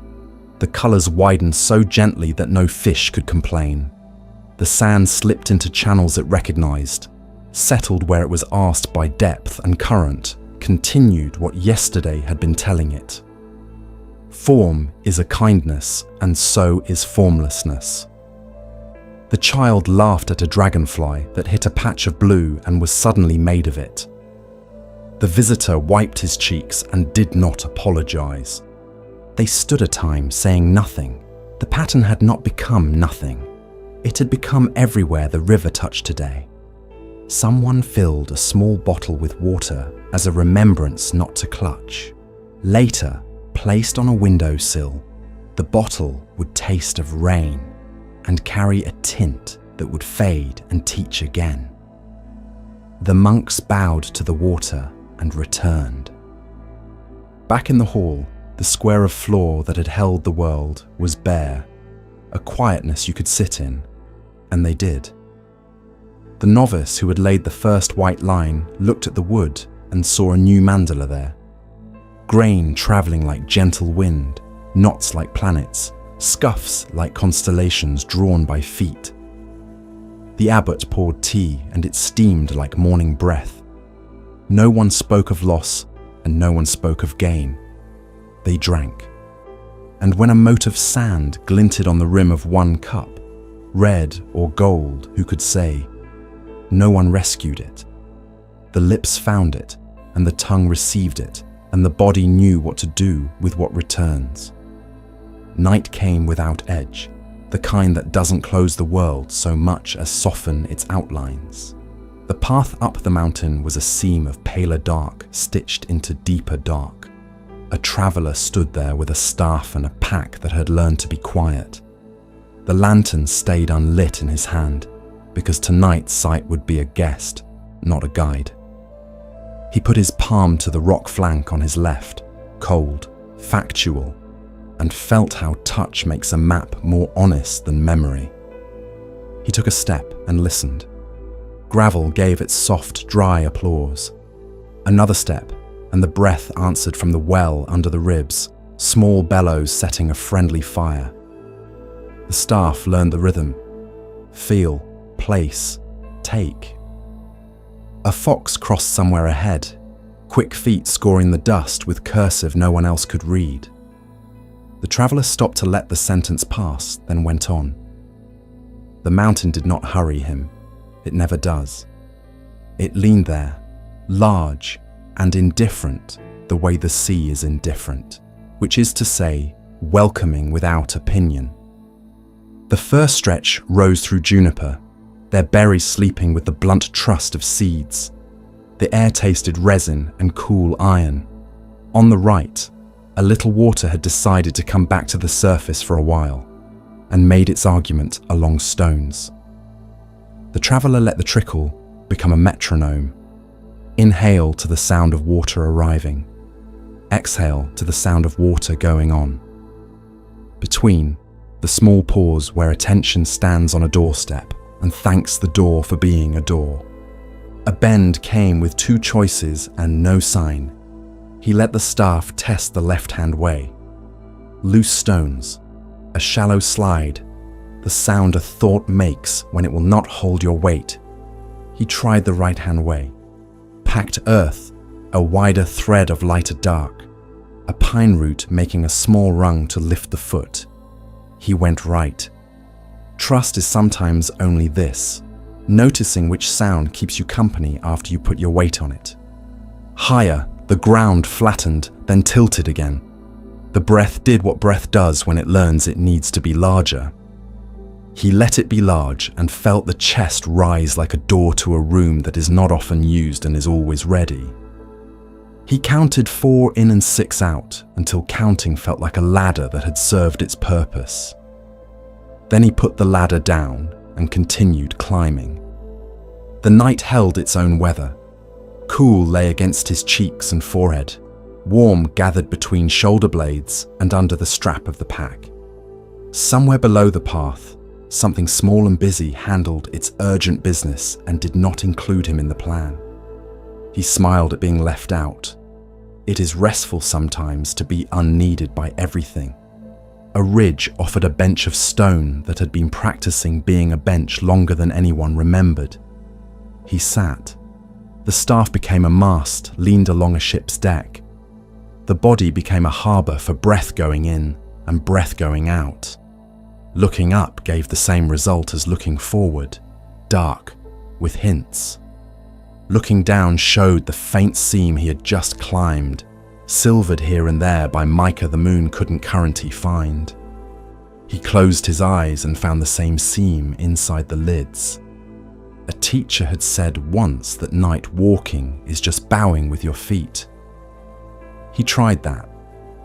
Each step a small nod to the ground for being ground, to the ankle for remembering the alphabet of angles, to the knee for being both hinge and kindness. He bowed to worry when it tried to run ahead to the ridge, and worry, surprised at being bowed to, lost interest and sat on a rock to think about its life. He stood again. The path began to thread between rocks placed by weather with the confidence of an artist who signs nothing. The staff learned new work: bridge, probe, third foot. The traveller's left hand ran along the stone that rose to his shoulder. His right foot found a space wide enough for a boot. The left foot followed with the courtesy steps use when they share a narrow room. The only light came from memory of light. He kept going anyway because steps do not need proof of destination to justify themselves. Once, the earth tipped down to his toes' surprise. He stopped. The staff went first, felt a lip of rock, a small drop, then firm soil. He stepped, and the body registered the change in pitch as music's choice, not danger's shout. The heart went faster, then recognized the tune, and kept time again. A breeze came up the slope and brought the smell of the high grass that had watched the day without comment. He paused long enough to let the scent write itself into him. Green, clean, a little sweet where flowers had been. He climbed through a part of the night that has no clock. Somewhere, a scree slope shifted under something ungainly and then became still again, pretending to be all stone. He lost and found the rhythm, and lost and found it, the way you do with songs that want to be hummed and not sung. The world narrowed to the next 3 feet. He placed them, accepted, placed, accepted. When the dark thinned to a softer, grainy version of itself, colours arrived not as hues, but as intentions. The far edge of the world became a paler claim. The traveller stopped because stopping is part of going. He let the pack slide from his shoulder and heard the strap sigh as leather does when relieved. He stood feeling 2 timepieces, the old one in his wrist, steady, small, the larger one under the sky, shifting from star to hint. He waited without hurrying it along. A margin of light showed the path he had assumed was still rising. It was level. It had been level for a while. He turned his head and found not a summit ahead, but a drop to either side, a ridge. On one side, a valley held its own darkness with the gravity of a sleeping animal. On the other, another valley did the same. The place beneath his boots had been the high place all along. He laughed once, the sound swallowed immediately by air that preferred not to carry it too far. He walked the ridge as dawn stitched colour back into the world. First grey, then blue, then the smallest index finger of rose along the underlip of a cloud. The grasses combed his boots with dew. A spider's web had caught a small galaxy and was busy being the night's patient mirror 1 minute longer. He did not look for the summit anymore. He did not name the ridge. He walked the place he was, which turned out to be the place he had hoped for, made visible by the light he had not been able to demand. When the sun finally set its foot on the rim of the earth, warm touched his forehead and then travelled across the shoulders like approval given to raw material. He sat on a rock with a face shaped by old rains and ate bread that had become exactly what bread is again. He drank water and tasted the path in it, stone, dust, his own palm. Birds began their accounting of the morning and forgot to finish. He stood after a while and did not think of distance. He put one foot down, bowed with it, and let the mountain carry him the same way it had carried him up. Wind moved through the pines, like the sea remembering itself far from shore. In the afternoon heat, their shade was the only honest invitation. By evening, it had become music. Needles shook all together and separately, a choir of thin voices learning the same hymn, but not worrying who took which part. The air beneath was cool without being cold, scented with resin and a green that clung to the throat like a feeling. A mother walked the path that stitched between the trunks, her child's hand in her own. Dust made clouds under their sandals, and then forgave them. The child looked up into the layered dark where light filtered down in narrow ladders and asked, "Who sings?" The mother touched the bark with her palm and left it there until the tree accepted the touch as part of the evening. "The wind sings," she said, "and the trees remember the words." They sat on a fallen log whose bark had gone and whose skin had learned to shine. The log was tuned to see, or perhaps to the key of noticing. The child leaned his ear against it and heard not the wind so much as the way wood carries what wind says. A beetle travelled the length of a groove with the optimism of water. Farther along, sap had wept and turned to amber, keeping a summer inside it for when the world needed to look at summer again. The grove knew how to rock. The sounds swelled and softened, call and hush, a long kind exhale followed by the small intake that keeps the song from ending. The mother slowed her own breath until it matched. She closed her eyes and the sound moved into the bones at the base of the skull, then down the side of the neck, then across the collarbones, then into the rib cage, which began its old, faithful sway. The child put his head on her lap and found that the lullaby came up through her legs as much as it came from above. Every lullaby borrows words from silence. The pines spoke pine, sow, whisper, shh. The vowel sounds a baby can make before language becomes harness. The wind spoke travelling, here, there, here again. Together they made a song that said, "Lie down, the day is a little tired, let it." A jay scolded, remembered the hour, then lowered its voice and let the branches finish. A woodcutter came by, shouldering a bundle of fallen limbs bound with rope that had been roped 3 times already. He paused, set the weight down like someone setting a friend into a chair, and listened too. He had cut trees, yes, always the ones that asked to be made useful in another form. He knew what the inner rings say if you hold them to your ear like a shell. Rain year, drought year, the sharp winter, the mild one, the strike from the sky that charred and healed. He nodded to the mother and child and moved on without breaking the song.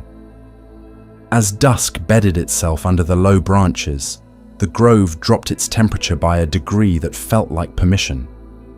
Moths began to write letters between trunks with powdery wings that disguised their handwriting. The pines lowered the volume but not the rhythm. Even the silence between gusts kept the beat. You could count it with your ribs. The child's breath found that count and stayed on it. A small boat rocking in a harbour, lines set, hull easy. The mother laid a hand on the child's back and felt each wave. She knew the mind would try to talk after the body understood, that it would want to ask questions it had already answered. She listened through it, In the listening, she tried a thing an older woman had taught her, to imagine she had a spine of cedar, straight because it knows how to bend, scented with old rain. Her chest became a small room, the kind with a window that opens an inch at the top even in winter. The song moved through. She thought of the day's noises, a bucket dropped, a dispute between crows, the shriek of a kettle insisting on participation, and smiled at how each noise could have been music if she had noticed the measure instead of the interruption. The pines had learned to make almost any air into lullaby. She could learn to make almost any air into breath. The wind climbed once, as if remembering something important, and the whole grove answered with fullness. It passed, and a thin sound lingered in the highest needles, like the last thin gold thread on a loom after the fabric has been cut free. The child turned and pressed his face into her stomach and used her as a pillow and a shore. She placed her second hand under his shoulder blades and felt the skin warm through cloth. The lullaby did the rest. Beyond the grove, in the field, grasses made their own rough music, a susurration that took a different key and was happy to coexist. The pines never tried to fix the field's song, and the field never tried to shush the pines. Crickets tuned themselves and entered on cue. The first star pointed out its place and stayed, the quietest note in the chord. When the boy slept, the mother stayed a few minutes, because leaving too soon breaks the spell, and staying too long breaks it differently. She stood slowly, and the log did not complain.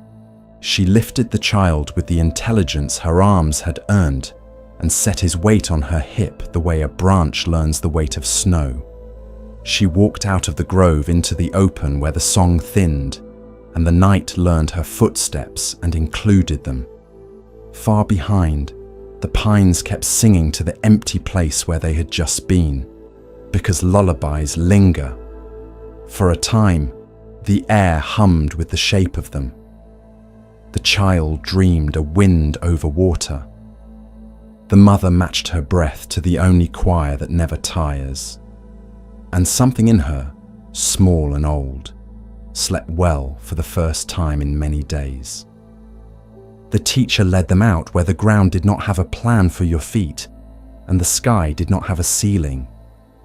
"Look," she said, and did not point to anything in particular, because the sky is not particular. Nothing to hold, everything to include. They stood on the edge of the courtyard, where the view shrugged off fences and remembered the long opinion of hills. The afternoon had turned itself slow. A hawk held a position with 2 strokes, and then the physics of noticing. Clouds gathered, but not in a hurry, each keeping a respectful handful of blue between itself and the next guest.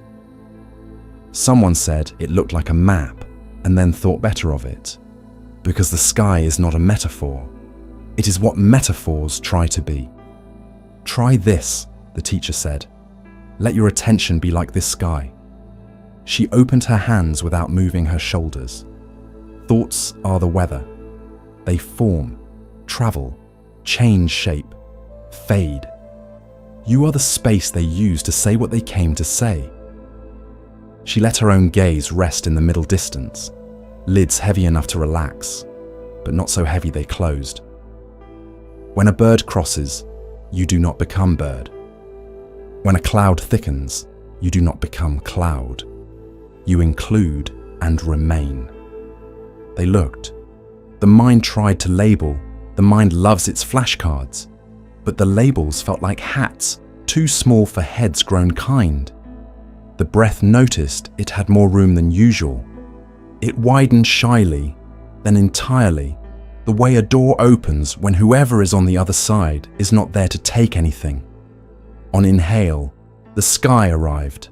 On exhale, the sky stayed. The chest made room for both. A plane drew a straight white sentence from left to right, and then the wind edited it, breaking it into clauses that made more sense to the weather. A skein of geese wrote a sharp V and added a margin note in honks. A cloud whose center was light and whose edges were a tension passed slowly above them, and a shadow crossed their faces with the gentleness a hand uses to check for fever, and then finds none. One novice felt a thought arrive that had made a habit of insisting on its importance. It came in with a dark underbelly and the smell of rain. He felt the old reflex: batten down, collect the laundry, stack the wood. Then he did not move. He let the thought form its rain. It rained, it passed, the ground received it. Nothing washed away, not even him. The echo of the rain left a freshness where panic would have left mud. He nodded almost imperceptibly, and the teacher, without looking, nodded back to the same rhythm. Another had a memory bird that flew low and loud over the open, a memory he usually tried to shoot or feed. Today he let it cross, a dark, graceless flyer with a ragged wing. It crossed. The sky remained sky. The teacher laughed softly at nothing the others could see and everything they were learning. "Open your ears like you have opened your eyes," she said. Sounds arrived from specific directions, the river from below and left, a cartwheel from the lane behind, the needle talk of pines from the right, and then lost their edges when included. "You do not have to reach for any of it," she said. "You are the place sounds reach." Behind the ribs, something let go of a tool it had been carrying since childhood. The need to arrange every cloud into a shape you can name. The need to hold every bird in a net of opinion until it explains itself. Hands on thighs relinquished their small grip and became surfaces again. Tongues rested like boats when the wind leaves the lake. The faces of those standing there unclenched, not into slackness, but into their original meaning. A wind rose, and they bent, the way reeds learn to bend from grandparents. The wind went on, and they stood straight again, not because straightness is superior, but because the wind had finished speaking. A moth made a lost circle between them and was not corrected. A high, fine thread sound, maybe an insect, maybe a power line, wrote itself into the larger quiet until it was not an interruption, only an instrument joining the piece. "Whatever comes," the teacher said, "bow. Whatever goes, bow. The sky does this without knees." She let the instructions settle like thistle down on their shoulders. If you notice yourself grabbing a cloud and shaking it for answers, open. If you notice yourself pushing a cloud away, open. If you notice yourself turning the sky into a poem rather than standing in it, open and let the poem become a sky again.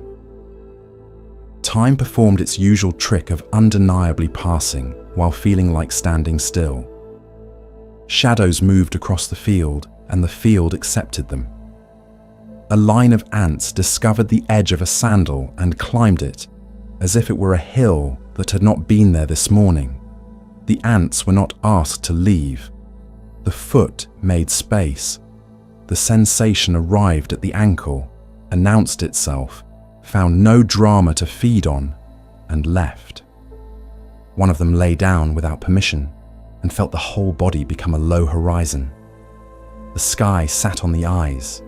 It did not pin them, it included them. He spread his fingers and the blue flowed between them, and was blue between as fully as it was blue around. A cloud animal performed 3 shapes and retired. He stopped needing it to be anything, and loved it for becoming nothing. "Look at the largest thing you can see," the teacher said. "Now look at the smaller things inside it. Now, stop dividing." They stopped. The sky stopped being above and became the word that includes. Their skin stopped being border and became the word that includes. A sense arrived, difficult to translate, of being sky-shaped awareness with human weather moving through it. The weather did not need to be improved. It was interesting all by itself, and temporary. A hawk let its body learn a new thermal and climbed without flapping. The teacher's mouth made a pleased shape. Effort is not required for every ascent, she said. Sometimes you find the rising that is already there. Evening began in one corner, and then in the opposite corner, a local custom. Colours introduced themselves and shook hands. The blue darkened to the kind that dignifies everything beneath it. The first star raised its hand and was called on, then another, then the rest. Someone's shoulders grew cool, and a shawl appeared around them from 2 people away, without anyone mentioning it. "Take this with you," the teacher said finally, refusing to close what does not close. Not as a thought, as a posture. When the room narrows, open. When words crowd the throat, open. When sleep feels far, open. She lifted her face to the sky the way a leaf does when it rains. You don't have to do anything to the sky for it to hold you. You don't have to do anything to yourself to be held. They stayed a little longer, not to squeeze meaning out of the moment, just to let the last of the day become part of them while it could. Then they walked back, watching their feet for roots and letting the sky watch their heads for worry. Over the roofs, the dark gathered itself like a soft cloak. The open they had practiced continued behind their faces and in their chests. Thoughts arrived that would have been problems earlier. Now they were birds on a very large air. They came, they crossed, they were not cages, they were weather, they were allowed. Above them, nothing needed to be named to be true. Under that, everything became easier to include.